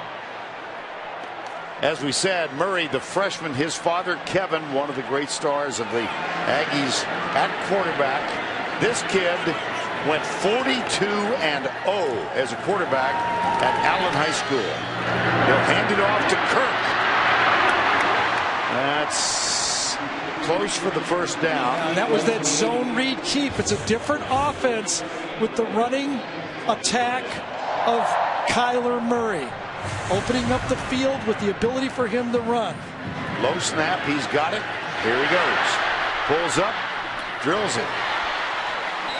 Did that skip or not? Apparently, first down that he did.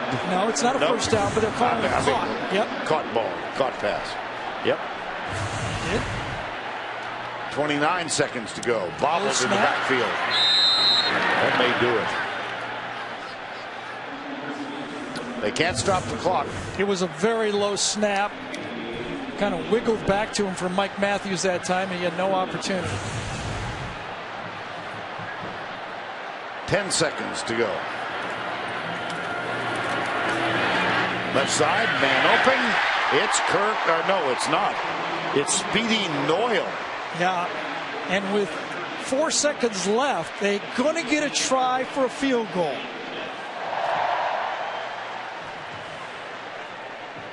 Bertolette has hit from 54 and officially 52. Alabama has a timeout. I would not be surprised if they don't take one and just make sure they're lined up properly. No, they feel good about it. This would be an equal to his career-long 55 yards.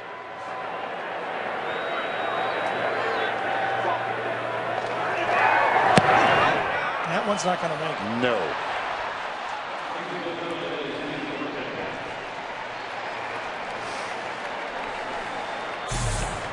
Well, the best thing I could say about A&M is they survived. Kyle Allen for the day intercepted twice. 12 of 24 for 135. But the one he'll think about all night long was a 93-yard interception return. He had 2 pick sixes in the first half. Yes.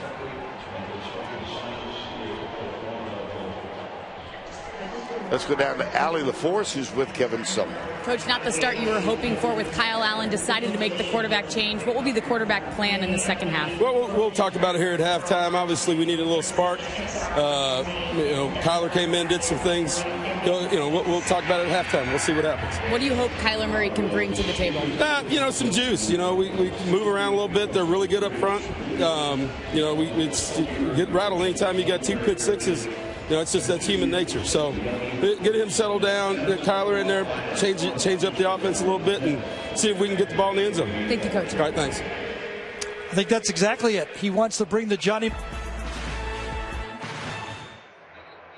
We're back ready to start the second half, and moments ago, Allie LaForce had a chance to chat with Nick Saban of Alabama. Coach, we just found out that the team will be without center Ryan Kelly for the rest of the game. What happened, and how does that affect this offense? Well, I think he's got a little bit of a concussion. They're going to continue to evaluate him, but he's probably doubtful for this half. That certainly affected us, in terms of getting a couple of false start penalties, but everybody's got to play better. Thank you, Coach. All right, thank you. Alabama will receive the football to start the second half. That's Damian Harris, who is the deep man.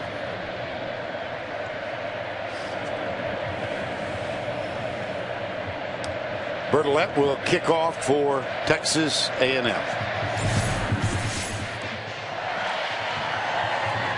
Taken by Harris at the 1. Breaks a tackle and finally is down as he gets near the 20-yard line. Well, we start the third quarter. Vern Lundquist along with Gary Danielson. Allie, you just heard from.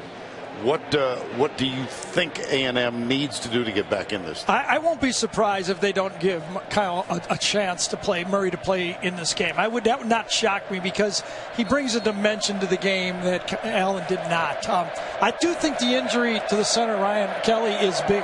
The running game started off this football game, and now CJ Hassenauer is going to be the guy. CJ Hassenauer is going to be the guy. And as Nick told Allie, they struggled at the end of the half with that replacement. Gets this one back. Coker, right side. O.J. Howard makes the catch.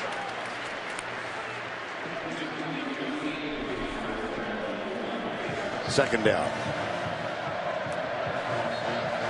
Coker, modest numbers, but statistically just fine. 10 of 13, but only for 67 yards. Henry, on the other hand, had a big first half, 178 yards on 15 carries. So Hassenauer replaces Ryan Kelly. They give it off to Henry, cut down.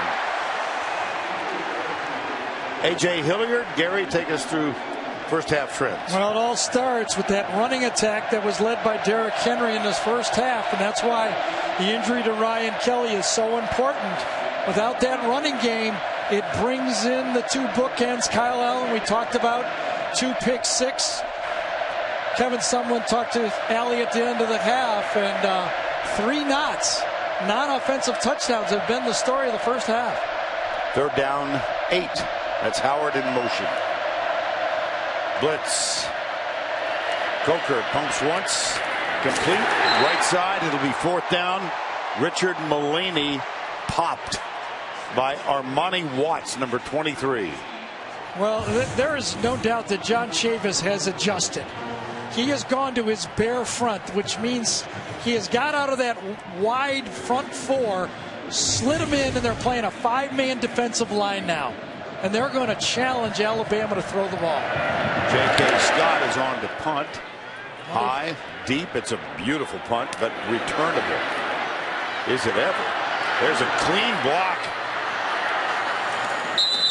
at the 20-yard line.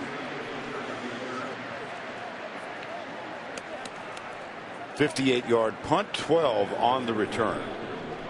Now let's see if it is Kyler Murray.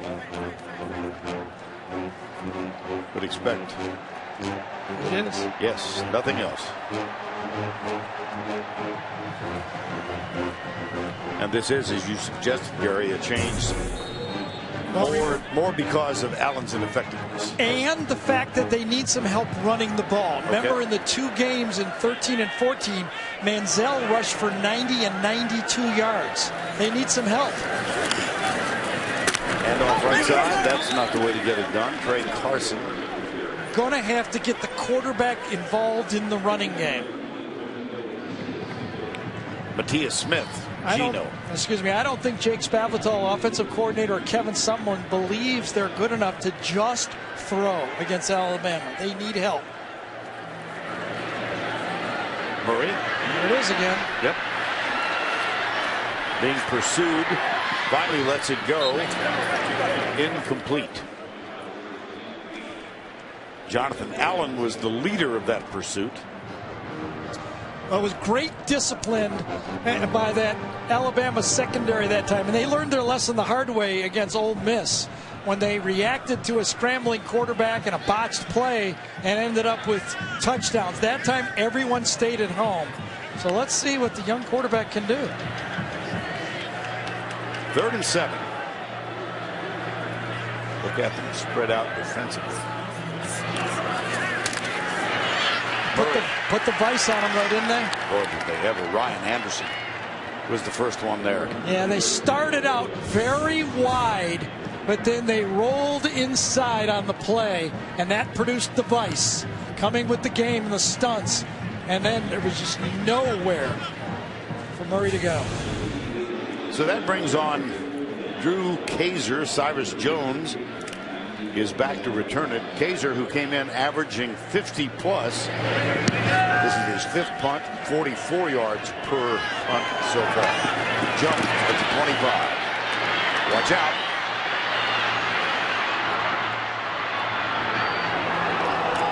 Loose ball. Oh, yes, he did. 47-yard line.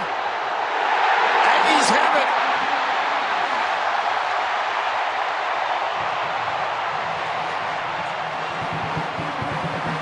Donovan Wilson, number 6. Cyrus Jones started his career as a wide receiver. He should be able to take care of that football. Another one of that turnovers. Is that the 12th man making the play? Yes, it is. How about that? Sam Miller, out of a private high school in San Antonio, put on scholarship by Kevin Sumlin. Well, he earned it right there. Isn't that something? The 12th man, Sam Miller. New record for the Aggies. This is his 32nd game, and Kyle Allen is in. Double pass. Yeah.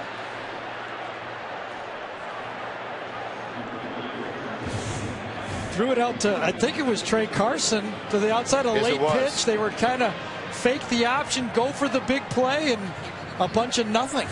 Well defended by Alabama. Do not blame that A&M tried to get a big play there. Anything to get this thing turned the other way.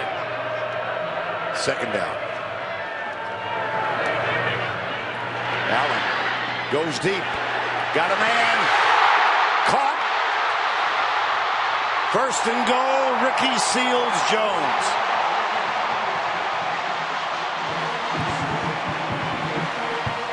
Well, this was a design sprint out, I believe, to give time for Jones to get down the sideline. Yes, designed, they call it a dash, and a breakdown by that Alabama defense, and back-to-back plays. Jake Spavital, the offensive coordinator, dialed up 2 big plays to counter that turnover.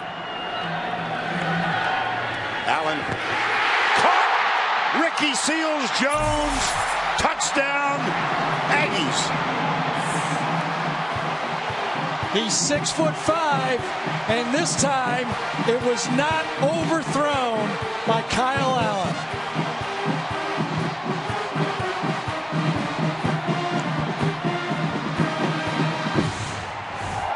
Bama is crowding the line of scrimmage. Here's your matchup right here to the outside. They are playing run one-on-one. Oh, a nice crisscross route there. They forced a switch, and right at the end of that play, Cyrus Jones could not get inside and make the play.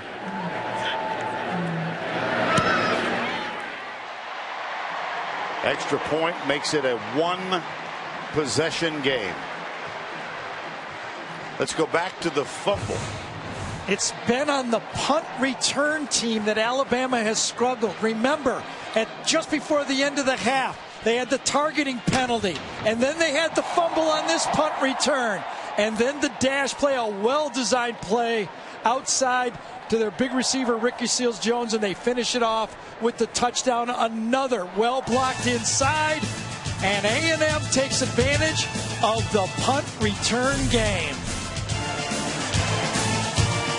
28-20, Kyle Allen comes back on the field after the fumble recovery and leads the Aggies into the end zone. 2 of 2 to start this half. You know, a sneaky good job by Allen. Watch him tuck the ball away from Petway that time and give him time to make the throw down the sideline. Very, very sneaky. And there's Cyrus Jones, who fumbled and lost the football, giving Texas A&M new life.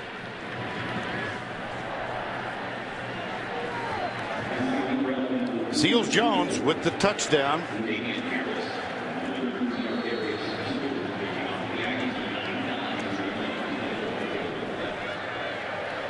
(28-20).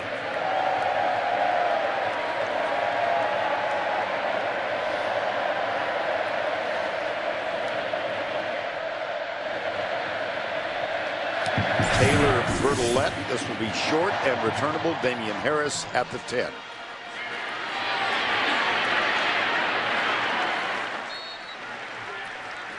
Well, Thursday night football continues this Thursday night. Seattle at San Francisco. Jim Nantz, Phil Simms, Tracy Wolfson will be on the call. Seattle at San Francisco Thursday night on CBS and the NFL Network. Series is tied for the last 10 meetings. First down, 10.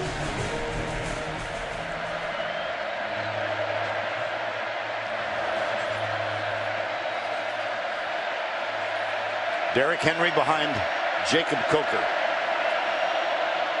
J.C. Hassenauer is the backup center. The snap a little high. Pressure. Coker completes it to O.J. Howard.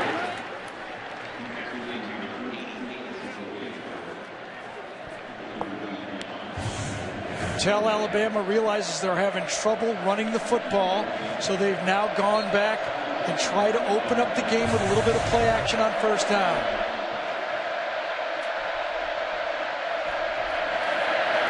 Nothing. Nada. Third down. The books, inside the bookends, yes. the books are starting to do a good job getting inside, causing havoc. That time was Dalen Mack, number 5, their 5-star recruit. defensive tackle. Third down, play action. Coker drills it. Is it intercepted? No. It's incomplete. But it was close, and it was well defended.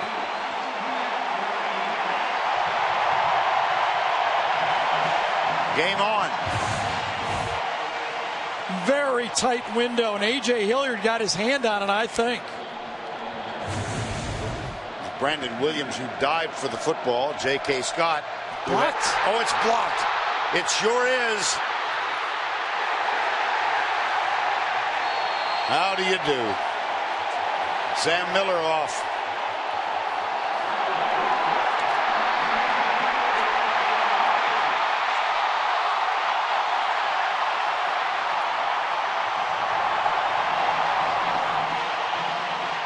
Looked like Myles Garrett might have gotten it. Comes right off the edge, right there, with his, was it crossed hand? Yes, it was his left hand reaching in.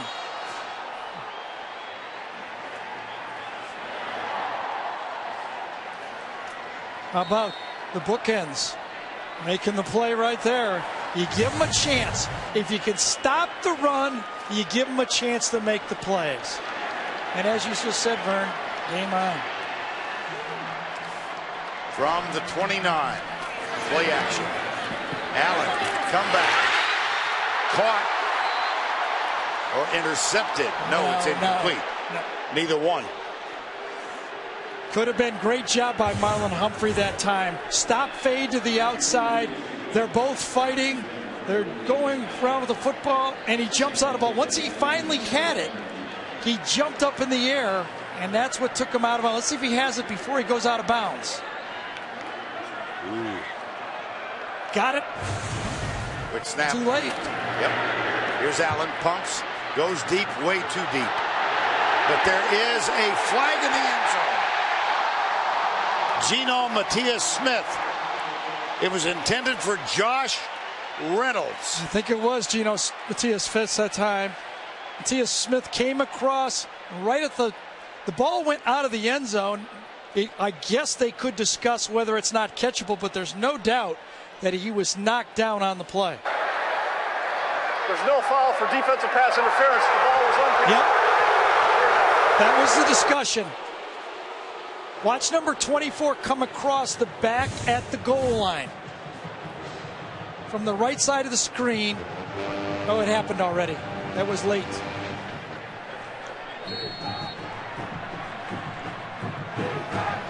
He actually almost stumbled on the play. It's a good no call all the way. There he is down by the goal line right there. He basically stumbles before Geno had even a chance to knock him down. I think that's a really good no call. Third down 10. 3 wide right, 2 to the left. Alabama's misaligned. Allen being chased, caught and dropped. Reggie Ragland. Sure was. Reuben Foster had no idea who to cover on that play. They were switching up until the snap on the play. They're lucky they got out of it. As you can see on the play, there might have been a bit of an injury on it. Was it? Kyle Allen came down on his right arm, didn't he? Yes. Could be collarbone, could be shoulder, maybe just a stinger. Great stop by Alabama, though. Bertolette has hit 2 in excess of 50 today. It's another one, huh? Yeah, 52. Cut the margin to 5 if he's successful. Ooh. Short.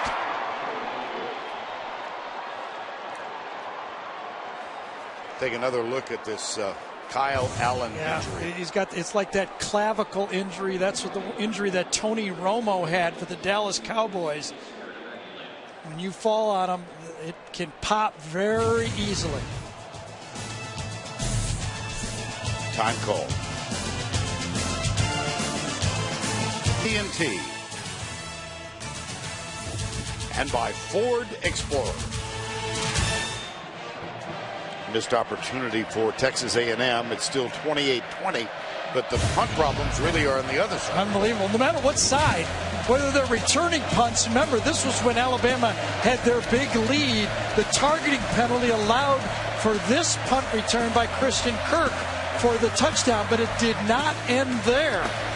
Next time Cyrus Jones gets it, he fumbles it to Texas A&M for a touchdown. And then here is a block punt. 4 big plays. The last one, Alabama got the stop, but 4 big plays on the punt game. Don't go get anything to eat when either team punts. First down, 10. Can Alabama start running the ball again? They've got Derrick Henry in the backfield. Play clock at 5. 4-man rush from the corner. There's pressure. Coker shakes it. Now he will tuck it and run. Skips out of a tackle. Keeps his feet. How about that? That should explode that Alabama bench right there. We talked about a physical football game. I mean, started out with Deshaun Hall missing the sack, but then watch Jay Coker take out 1 hit, another hit from the secondary, and then 2 more to go forward. If I'm an Alabama football player, I'm taking juice from that play. Most impressive of those sheds was A.J. Hilliard. Here's Henry. First down, Alabama at midfield. Justin Evans with the tackle. Well, if you see how important it is to run the ball against Texas A&M, their leading tackler, their third leading tackler, and their fourth leading tackler are all secondary players.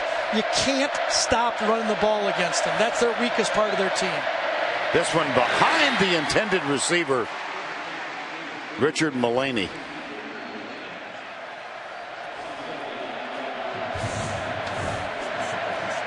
Easy route. I think it was a bit of having a hand in his face that time coming from Donovan Wilson, number 6. It was a safety slot type blitz. Well, that first quarter was overwhelmingly Alabama's advantage, not so much since. And again, Ryan Kelly, the center, is out with a possible concussion. Here's the toss and nothing going on this play. Armani Watts and Nick Harvey, beg your pardon. Yeah, Calvin Ridley is going to get the jet sweep on this play. Tosses it forward to him, gets to the corner, but Harvey says, 3rd and long. 3rd down, 11. Can these 2 guys get to the side? The 2 defensive ends, can they get in there and put pressure on the quarterback? Starts, here comes the pressure. Harvey gets the little pass, and Harvey's loose. Henry, I beg your pardon. Boy, what a nice call. Yep. That's vintage. That's Jim McElwain calling plays against John Chavis. John Chavis saw this play. It's in his nightmares. One of the games he lost when he coached LSU, a screen pass that T.J. Yeldon broke their back with. First down at the 34.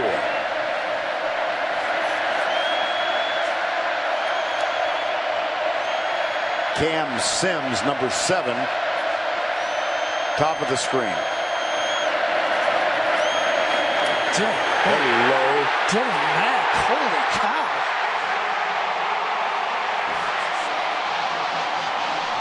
You talk about guessing the snap count. Watch Dylan Mack. Oh, he just beats the new center, C.J.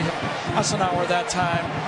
And now you can see why Ryan Kelly's thought to be one of the best centers we have in college football.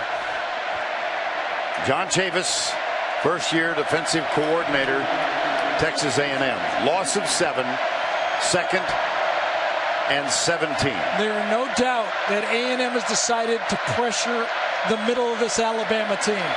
Hand off. Derrick Henry. Tell you got to be very careful if you're A&M on Derrick Henry, trying to knock him out without wrapping him up. That time Justin Evans tried to put a block on him. If he slings off you without wrapping up, he'll take it to the house. 3rd and 6, stunts again, blitz. Coker tussle for it are Darius Stewart. Well, you can, Vern, see the lack of confidence that Alabama has in putting Jake Coker in the pocket on third down. They ran a screen before and then a sprint out play on that one. Now 4th and short.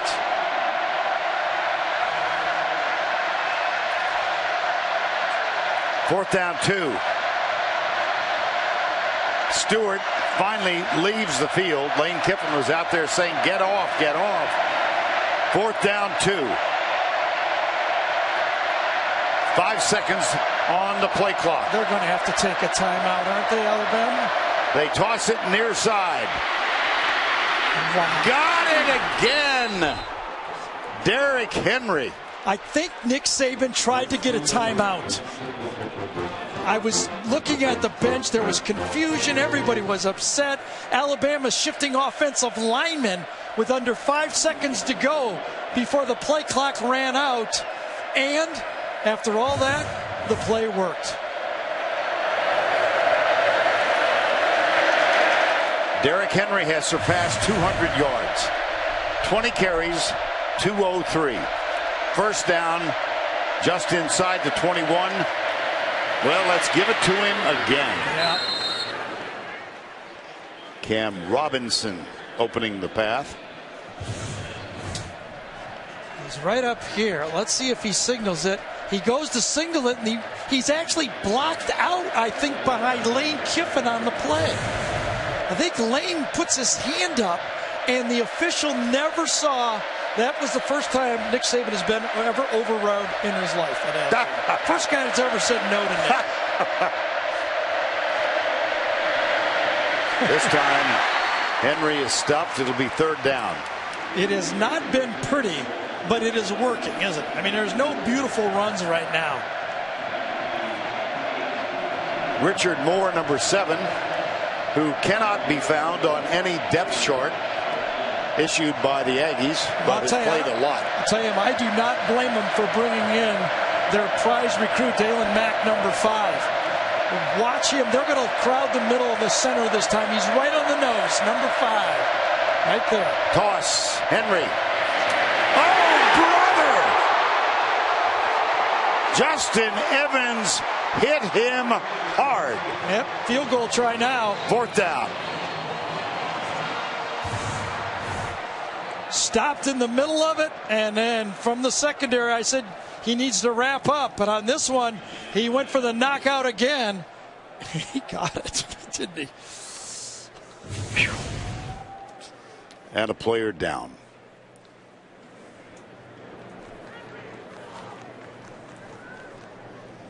Oh, that might be Myles Garrett.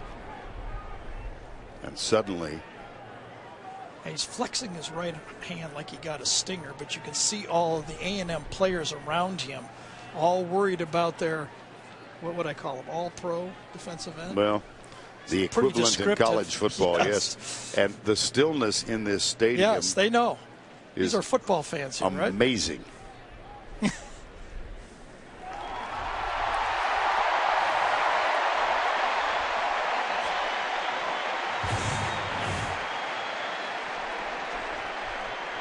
Look at Garrett. First contact, and then the real hit. I actually, if I was guessing, I think it might have been Nick Harvey that actually hit Myles Garrett in the arm. Time has been called. Garrett is up and on the sidelines. Right wrist of Myles Garrett being wrapped feverishly. And on the field, Adam Griffith. He's 6 of 12 for the year. He missed his first 4. This from 32. He's been toying with the left upright.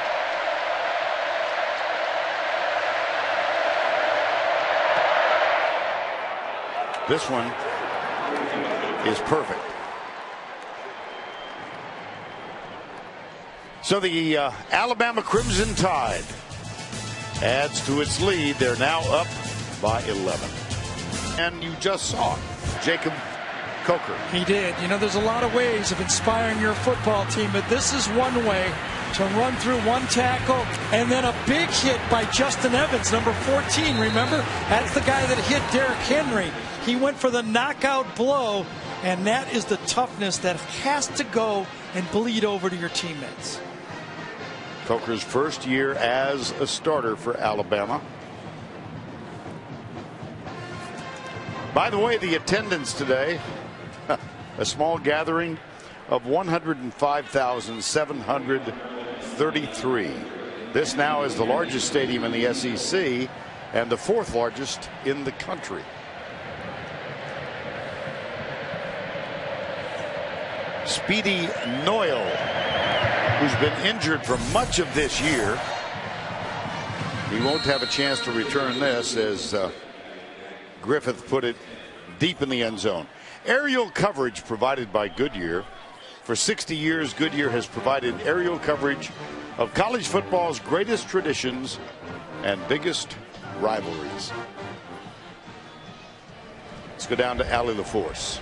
Just a quick update on Kyle Allen. He did receive some medical attention, but not much. He was quickly up and joined the rest of his team on the sidelines, was even jogging back and forth, made some nice throws, got a nice little warm-up in, didn't seem affected at all by the injury. All right, Allie, thank you.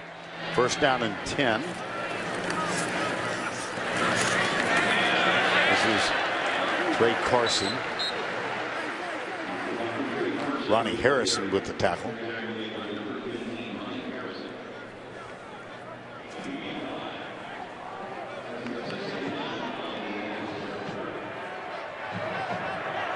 Rushing yards hard to come by. Allen. Tackled by Ronnie Harrison, number 15. Wow. Just reminded me so much of when Manziel was held on like that, spun out and threw the ball up for grabs and got the catch. Remember that? Right here. Yeah. Right here. Just exactly like that. That's the 4th sack for Alabama in the ball game. 3rd down 10. Allen. Tipped away by Ronnie Harrison. Yeah. Well, 3 plays, 3 mentions of Harrison. And it was that time the ball was slightly behind. Harrison had decent coverage, and that's one of the things that against Alabama. You know, if you can throw the perfect ball, you have opportunities, but you better throw accurately because they're matching up and they're making you throw it. And a lot of times Kirby and Nick will just tip their hat and say, hey, listen, we had them covered. They made a good throw. What do you want us to do? Drew Kaiser. Not a great kick. Cyrus Jones at the 32. Pretty great coverage, though. Donovan Wilson. Well, we mentioned at the very beginning of the afternoon Cam Robinson and Myles Garrett. Yeah, these are 2 marquee football players. Both played as true freshmen a year ago. They've been matched up all day, and both of them have been showing why they're going to be matched up for years to come in the NFL, facing each other. About 10 years from now, they'll probably be vacationing together in Hawaii. There's Garrett. 8.5 sacks this season. Yeah, this is going to be tough for this A&M defense now, Vern. Remember, Alabama just took a 6-minute drive, and then Alabama forced a 3 and out. Could they get a tired defense here now? Calvin Ridley, right side. Beautiful over route. The shoulder. Beautiful route. Yes, it was. You know, there's one thing that Amari Cooper brought to this offense that Calvin Ridley, we caught it a little late there. The first part of that is they pick on Brandon Williams. The first part of that was when he set up Brandon Williams inside and then got the beautiful throw to the outside, gave Jake Coker 20 yards to throw that ball. Well, they picked up 28, first down and 10. This time, nothing doing as Myles Garrett wins that battle against Cam Robinson and makes the tackle on Derrick Henry. This is Ridley on the Alabama bench. Yeah, again, this is about the 3rd time that Myles Garrett has been on block. You would think that there's a few things you got to do. Find where Calvin Ridley is and block Myles Garrett. Pretty good checklist. Yep. Second down 13. Brandon Green, number 89, is on. And Henry struggles at right guard.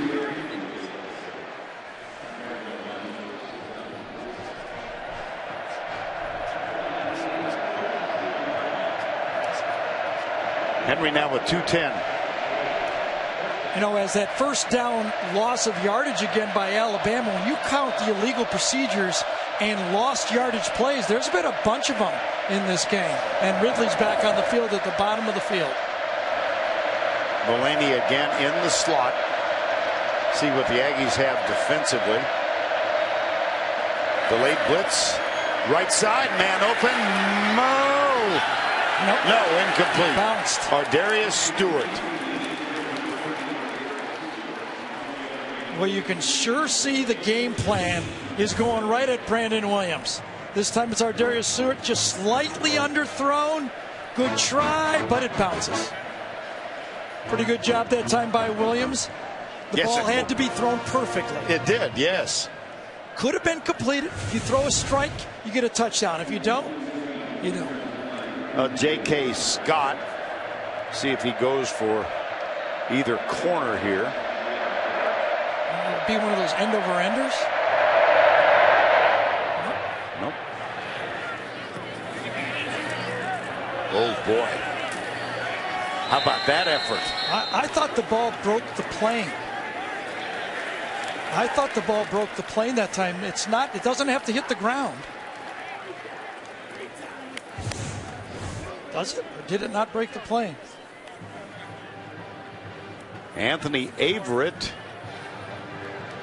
That was a great play. There's no doubt about that. Number 29, yes. 28. Officials are right there. Yeah. I thought it broke the plane and it's coming out to the 20. It is. Yep.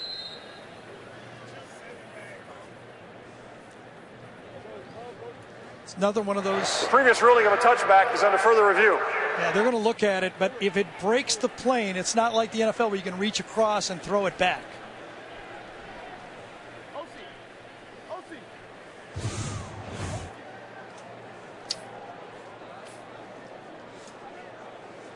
I thought the back judge, Jimmy Russell, had this call all the way.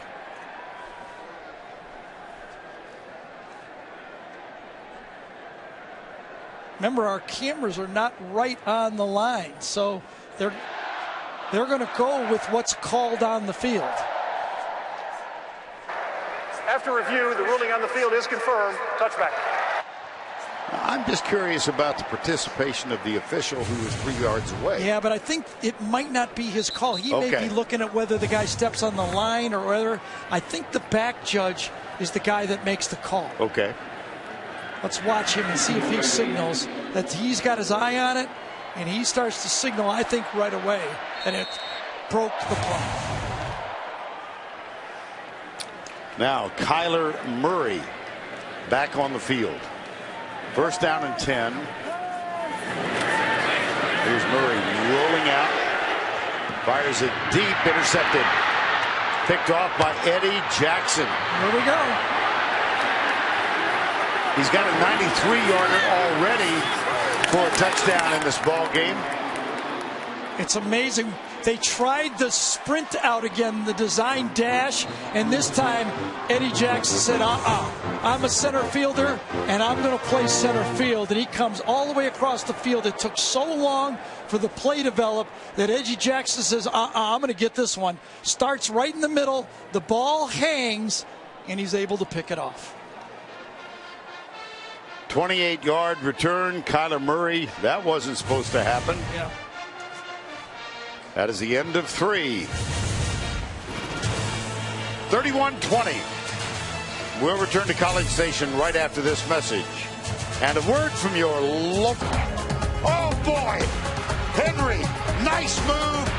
He will stroll in untouched. Coker, down. Caught. Touchdown, Aggies.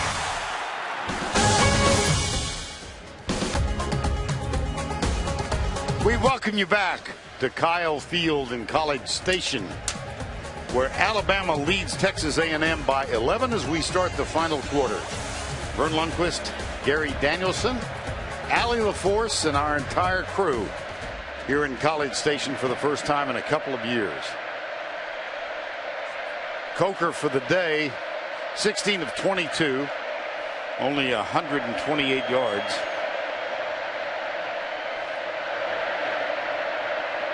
Oh dear. Had that happened before, when you have the center trying to take that and move back and you get pressure, you get stepped on, and that's exactly what happened. Well, you keep thinking that the Aggies are going to find a way to come back. Right. It looked like they had, your favorite word, a little momentum. I made him say that. I know he did. When they blocked that punt, when right. they had all the momentum, they went 3 and out, missed a field goal, and 3 and out again for A&M's offense with an interception.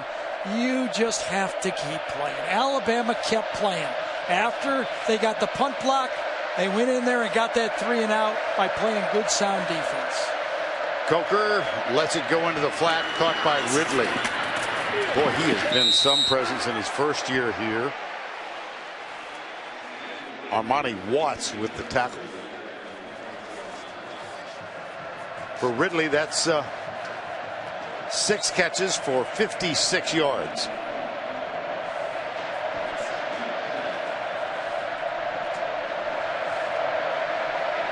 Third and 6.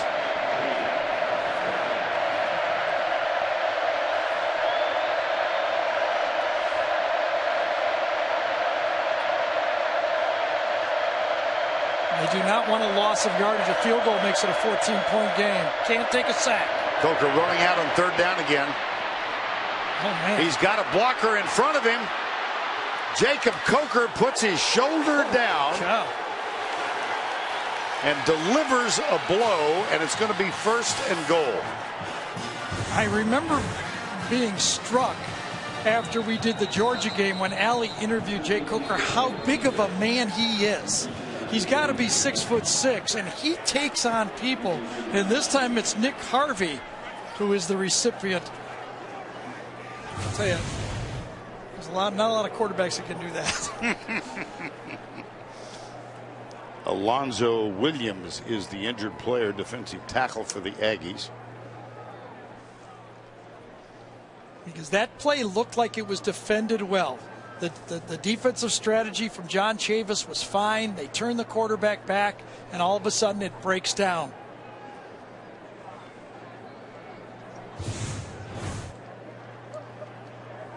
Following the play from behind. See him, he reaches out. Not sure exactly what it was, tell you the truth. Time has been called. Well, they allow Alonzo Williams to leave the field. Interesting call here for Alabama. Do they pound it here? You know A&M is going to sell out to the run. So what does Lane Kiffin dial up? Does he give a little bootleg? Does he try to finesse it, or will they pound? He's got Ridley against Devontae Harris on the right side. They'll feed it in the middle, and nothing doing. That's another play that Alabama has been tackled for a loss. Get this, Vern, for an Alabama football team, this is the 13th play of the game that Alabama has not gotten back to the line of scrimmage. 3 sacks and 8, 3 and 9. 9 other 10. If I say 10. Well, it was. I had the stat before that play, and it confused me. 10 tackle for losses. Holy cow. Second down. Ridley comes in. He's near Ardarius Stewart. And here's Coker running, looks for help. He's got a big block, and he's brought down just 1.5 yards short by Armani Watts and Cam Robinson. That huge presence at left tackle was out in front. Yeah, I thought he was going to walk into the end zone. It looked just like the third down play, didn't it? And the Verizon red zone today. 1 of 2. Third down with a 31-20 lead. They did bring Dylan Mack back in the football game, number 5. Remember his penetration.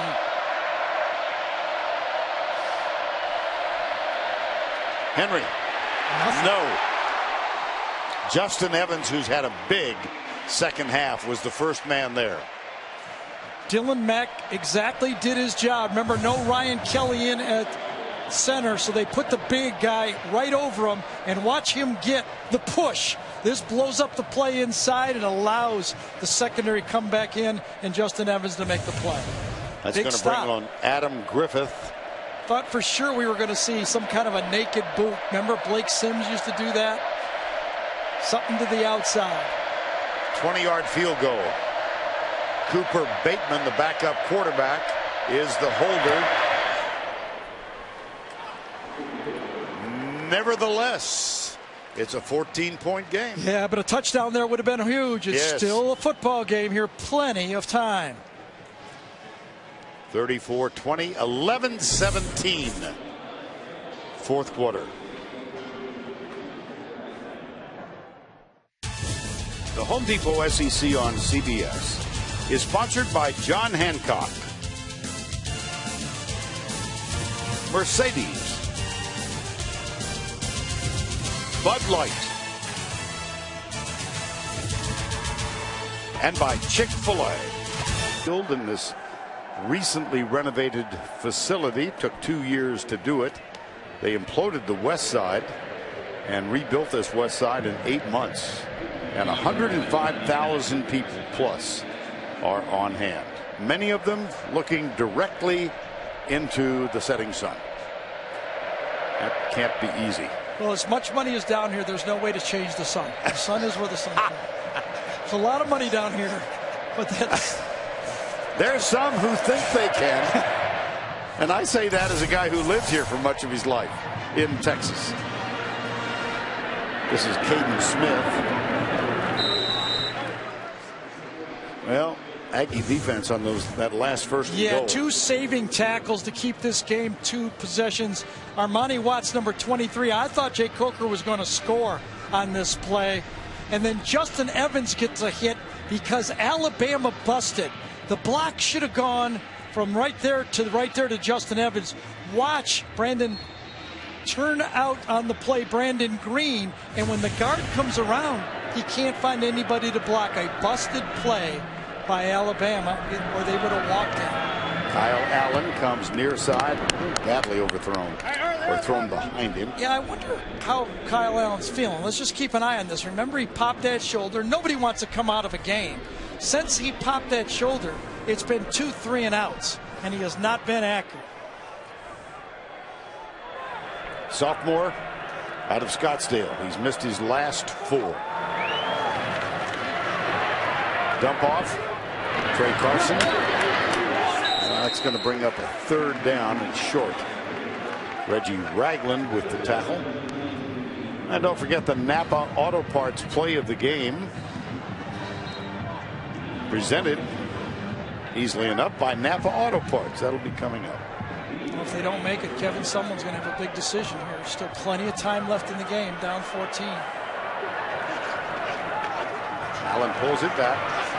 A lot of space. A lot of space. He's got one blocker down, tries to shield him, and Allen's going to scamper out of bounds with a first down at the 45.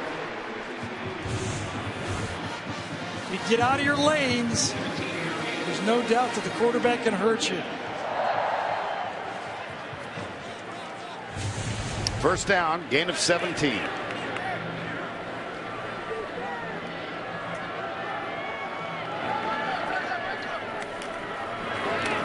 Allen still has it, and this time nothing doing. Jaron Reed. Well, SEC on CBS will be in one place or the other. Will either be in Tuscaloosa or Oxford, Tennessee at Alabama, or Texas A&M at Ole Miss. Stay tuned, as they say. As that bad as that loss was for Ole Miss and for the conference, Ole Miss still controls their own destiny. And here is Christian Kirk. At least in this conference they do. Yep. Reggie Ragland. It would be very, very interesting if Ole Miss won this conference with 2 losses, how the committee would react. You want to hazard a guess? Nope. Not yet. Save my bullets. Okay, great.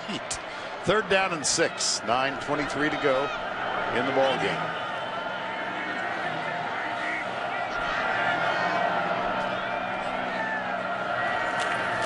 Delayed rush. Boy, Allen was popped, and Ricky Seals-Jones makes a big catch. Now he's down. Tim Williams came on the blitz. Well, there was no doubt that it was man-to-man coverage, one high free safety. And I'll tell you what, Kyle Allen said he wanted to play in the SEC as he lets this ball go. He said he wanted to play against the best. Well, watch what it's like for him to throw the ball against the best. Good coverage there, but he took a hit on this throw. There's no other way around it. You got to do that. And Ricky Seals-Jones is still down between the 10 and 15-yard lines. Watch the throw. Oh, my God, he got it. Watch this. He knows he's going to get hit running right at him, and wham. Coming from the edge that time, and Timmy Williams put a hit on him. Well, they've got Ricky Seals-Jones into a sitting position. Time has been taken. What happens when America's favorite scientists take a stab at fencing? A new Big Bang Theory, Monday at 8, 7 Central, only CBS. Kevin Sumlin, as is my partner, a graduate of Purdue, linebacker there. Ricky Seals-Jones walked off without assistance. Big day for him. 5 catches, 98 yards, and a touchdown.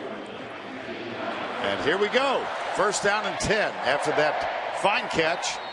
Equally fine throw from Kyle Allen. First down 10.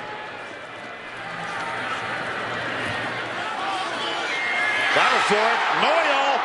That was a great play. Yeah, it sure was. Marlon Humphrey did it exactly the way you have to do it. You get in trouble, but you don't reach out and grab.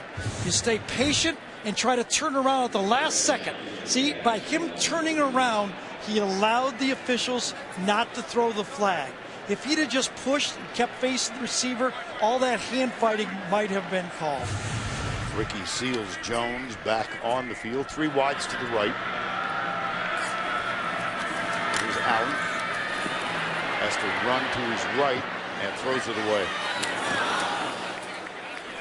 You know, that injury to Ricky Seals-Jones, because I know after that big play, A&M would have tempoed Alabama, and they'd have come up and lined up right away.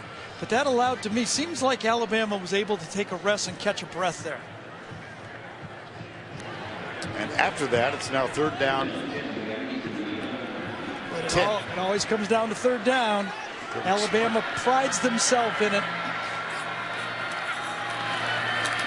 Allen. Nobody open. He'll take off. Not very far, though. Tim Williams got him. And it'll be fourth down with 8:35 to go. A&M tried to cross their receivers on the inside, and Alabama said, no, thank you. We refuse to be rubbed. They could not get any rub, any pick. Everyone's covered. Nobody to throw to. 3-man rush, and it gets them because that is an example of what you call a coverage sack. Bertolette is 2 of 4 today. All 4 attempts in excess of 50 yards. Well, this is questionable, but I think they got to kick the field goal, though. Do you? I really do. On fourth down, it's Bertolette. 36 yards out. And it is perfect. And here's why. They just have a chance, maybe on an onside kick late, to kick the 55-yarder to tie it. With a 34-23 score, the Aggies got the field goal. Jacob Coker has been a big presence in this second Well, the half. stats are saying that Jake Coker has only run 7 times for 13 yards. Factor in 2 sacks for 10 yards. That means he's had 23 tough yards. And they have been physical, tough, and big yards. Remember, that first one was so inspiring for his team. That second one got a first down. This one got it down to the goal line just before the stop on third down. Jake Coker has held the ball. He has not had an interception. By the way, he has not thrown an interception on the road yet this year. All his interceptions have been at home. So he's protected the football and made the plays with his legs just enough. See the points off turnovers for Alabama. Let's again go over why I think Kevin Sumlin kicked the field goal. It's an 11-point game. So if A&M could find a touchdown, you go for 2, make it 3, and hope you get an onside kick to tie the game. I think that was their best path. It never looks good, though, if you kick it off and they go on a 6-minute drive. That's quite true. Here's Bertolet. This one is not returnable. Damian Harris. Well, 105,000 on hand, hoping to watch the Aggies go 6-0 for the first time since 1994. But Derrick Henry had 2 touchdowns in the first quarter. He has also gotten a career high of 208, 3 interceptions, 2 of them returned for touchdowns, the biggest or longest of which was Eddie Jackson's 93-yard return. At one point, Alabama held a 28-6 lead. They are trying to go in 6-1 for the season. And they've got the football now at their own 25-yard line.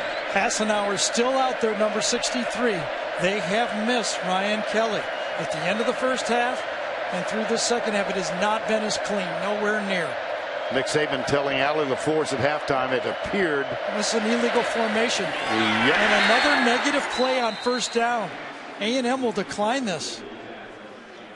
Brandon Williams made the tackle on Calvin Ridley. Calvin Ridley was on the line of scrimmage right here. You can't go in motion when you're on the line of scrimmage. They had an unbalanced line to the top, and the young player did not see it. That'll be declined in another play. Let me add this up again. Okay, try it. That's 11 plays and 3 sacks. Illegal 14. motion. Offense number 5. Receiver went in motion from the line of scrimmage. A penalty's declined. Second down. Part of that is Jake Coker's fault. He's out there. He's the veteran player. You have to make sure it was somewhat of a trick play. Alabama had an unbalanced line there. They were trying to get a cheapie, and you've got to go out there and help your young player on that one. He should have seen that was an illegal formation. All you got to do is look out and back your receiver off. Second down, 14.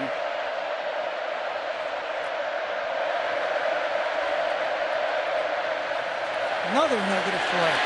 Well, he makes a little bit out of not much.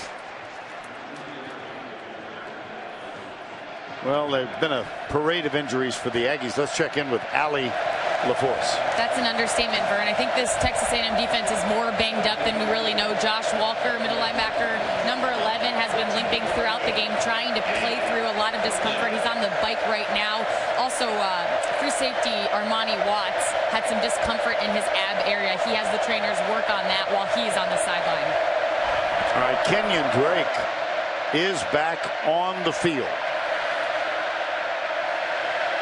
Here's Coker.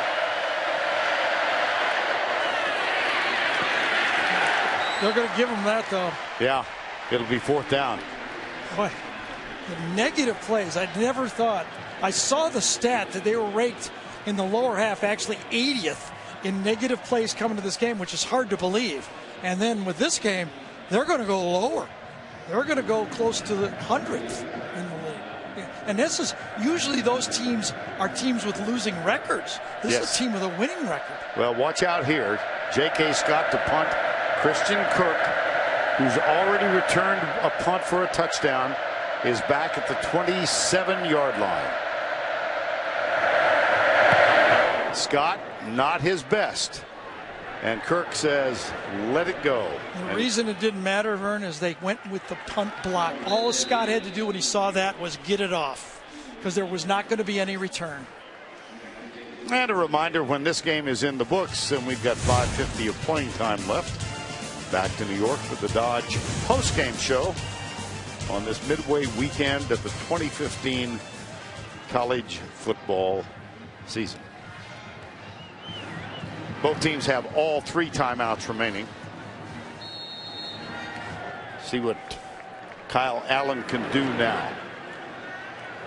First down from the 24-yard line.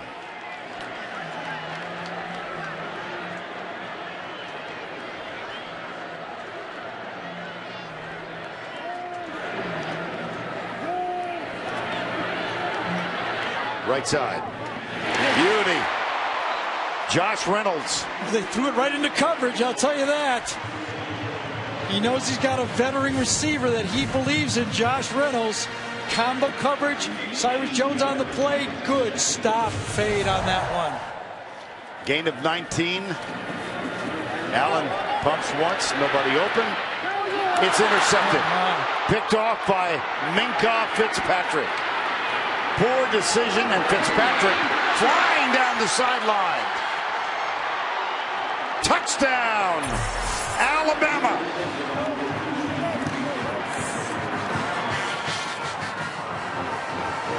"55 yards.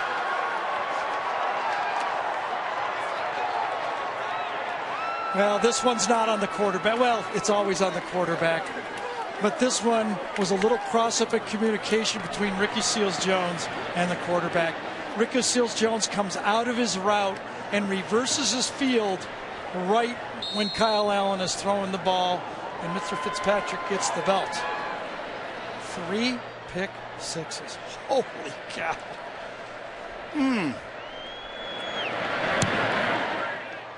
Griffith's extra point is up and good. Tough day for the sophomore quarterback from Scottsdale, Arizona.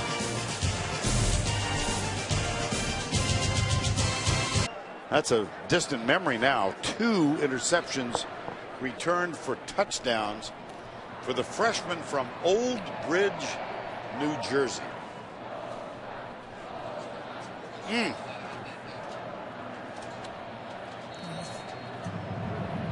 The old coaches used to say, when you throw the ball, 2 out of 3 things are bad that can happen.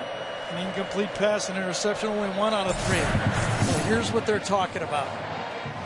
Well, the first coach I know of who ever said that was a guy named Darrell Royal at the University of Texas. Here is the return, and not very far. Speedy Noyle. Well, here's the coverage, the matchup right here. This guy is covering this guy. One-on-one coverage. Watch what happens on the play. Out comes Ricky Seals-Jones. He goes in, and now if you stop it right there, this is when Allen starts to throw the football right when Jones is breaking off his route. So everybody in the stadium goes, how could anyone throw an interception like that? Right when Kyle Allen is letting go of the ball, Ricky Seals-Jones reverses his field, and Minkah Fitzpatrick, it looks like he's the only guy on the field. Here's Allen. Dumps it off to Trey Carson. I'm just thinking, Gary, we met Kyle Allen's mother and father and girlfriend. They're staying in the same hotel. They'd never missed a game, even when he didn't play.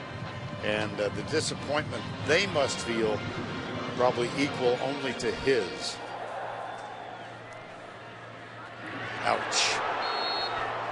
That is the 6th sack of the game. Jonathan Allen with this one. You're right. I think there's no way to top that one. Ouch is the best description. 4:30 to go. Jonathan Allen, if you look at the tape and reading some of the stuff from the Alabama coaches saying he's grading out better than anybody really coming out. Carson. 41-23. When you factor in the sacks into this football game, it's going to be another embarrassing running attack for A&M versus Alabama. They cannot find, in 4 meetings, they cannot find any rushing except for the quarterback scrambling. That's all they got. Allen rolls out, being chased from behind by Petway. And that's going to bring up a 4th down. That puts so much pressure. When we talked about this so much, it's one of the reasons I think Ole Miss might have struggled on the road. It puts so much pressure on a quarterback to be the whole game. I mean, you know, you got to scramble. You got to do the checkoffs. You have to provide all the passing attack. I mean, there's just no help for the A&M quarterback against these top-level defenses. 4th down, 6. Allen, incomplete. Ball goes over on downs. Intended for Niederhofer. So the Aggies are going to fall to 5-1. Alabama's going to go to 6-1. Alabama right now was wishing that loss by Ole Miss was inside the conference, because still they do not control their own destiny. does Alabama. I guess there could be some three-way tiebreaker thing that Alabama could get in there. But if Ole Miss wins out, they're going to be in the championship. Well, the loss that Gary refers to was earlier today when Ole Miss went to Memphis and was spanked. Memphis goes to 6-0 for the year. First down 10.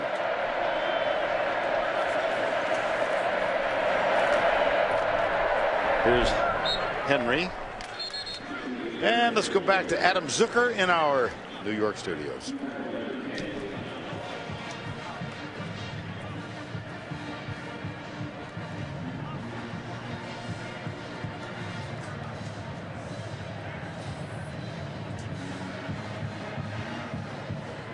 All right, Adam, thank you. Second down here, Alabama 41-23. Second and 8.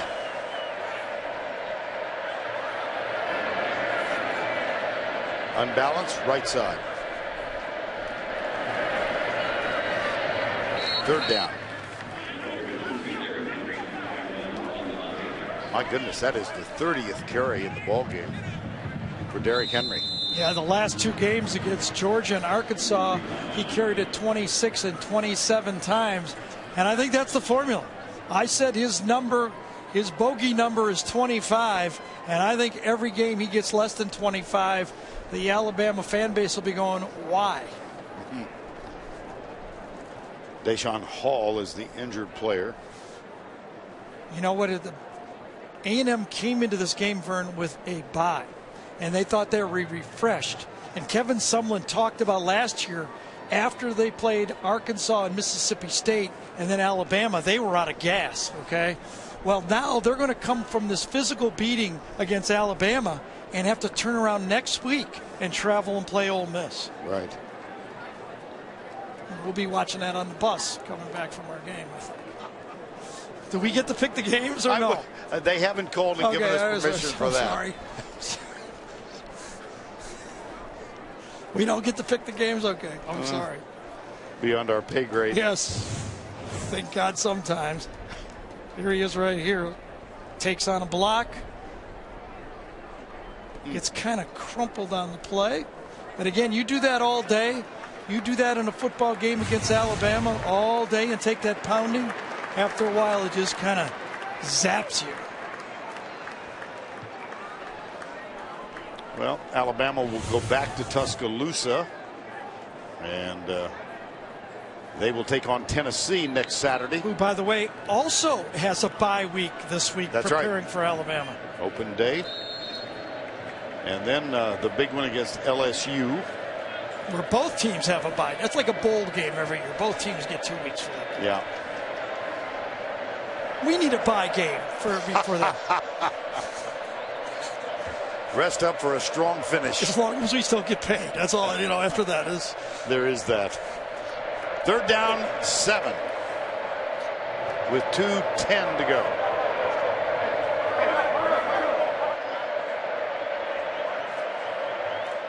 Certain lack of enthusiasm evident in the white towel waving right now. Third down. Henry. Oh, boy. Oh, my goodness. To the 16-yard line, first down, Miles Garrett makes the tackle. And I think Alabama will now be able to just take a knee. I don't think Kevin Sumlin will take another timeout. Alabama just take a knee and get this football game over. And actually, Lane Kiffin is staring across the field to see whether they even want to run a play. First down 10 with 93 seconds to go. Yeah, there's no timeouts being called, and I think Alabama will just take a knee and get out of this game. It was the physical power. Well, it doesn't look like a knee to me, does it? Well, Henry with his 32nd carry. My gracious. Yeah, well, one hit, and there'd be a lot of people questioning that call, but he's had a great game. He's going to have great stats in this football game. And Alabama is again going to rush for over 250 yards against this A&M defense. John Chavis might have brought a lot of ideas, but you still got to stand up there and win those one-on-one battles. I've said it before, there is no strategy for one-on-one blocking. Second down, 1.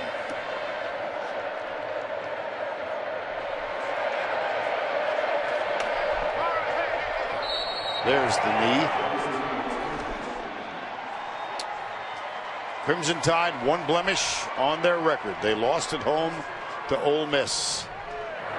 The handshake with Kevin Sumlin, Nick Saban, as the final 15 seconds run off the clock. I'll tell you, that Jay Coker, he may not be the prettiest quarterback, but he's got to be one of the toughest quarterbacks in college football. And Kyle Allen, tough afternoon. Let's go down to Allie, who is with Nick Saban. Coach, your team continues to find ways to win. I think it's fair to say it was defense today. The 3 pick sixes were a school record. What did they show you? Well, this is a great team win. The offense did a great job of controlling the ball. We knew we had to run the ball and take time off the clock. I think the turnovers in the game were huge. This is a great football game. There was a lot of big plays. Their big punt return, our 3 interceptions. A lot of big plays. Congratulations on the win. A big reason for the defense standing right behind you and Eddie Jackson. Your defense outscored your offense today. How did you put on such a performance? We just, like I said, we won a game in practice, Coming out in practice, and mental intensity was at an all-time high. We know we had to come out here and execute. Texas A&M is a great team, so we just had to come out here and execute and play our game. Thanks, Eddie, and congratulations. Thank you. All right, Allie, thank you. And it's time now for the Napa plays of the game, presented by Napa Auto Parts. Take us through this. We've got 3 interceptions returned for touchdowns. Oh, it was Patrick first to start it. The second one, Eddie Jackson. He had the longest, so he got to talk to Allie after the game. That's how we decided that. And then the last one, a little bit of a busted coverage, and Fitzpatrick goes, I don't see what's so hard about this SEC. He gets 2 of them and says, when they throw them to me like that, I'll figure out a way to get it in the end zone. In the long history of Alabama football, that is the first time any player has had 2 interceptions returned for touchdowns in the same game. For Gary Danielson and Allie LaForce, I'm Vern Lundquist saying so long from College Station. Our final score, 41-23. The Dodge postgame show is up next. After these messages and a word from your local station, we'll see you from somewhere next Saturday.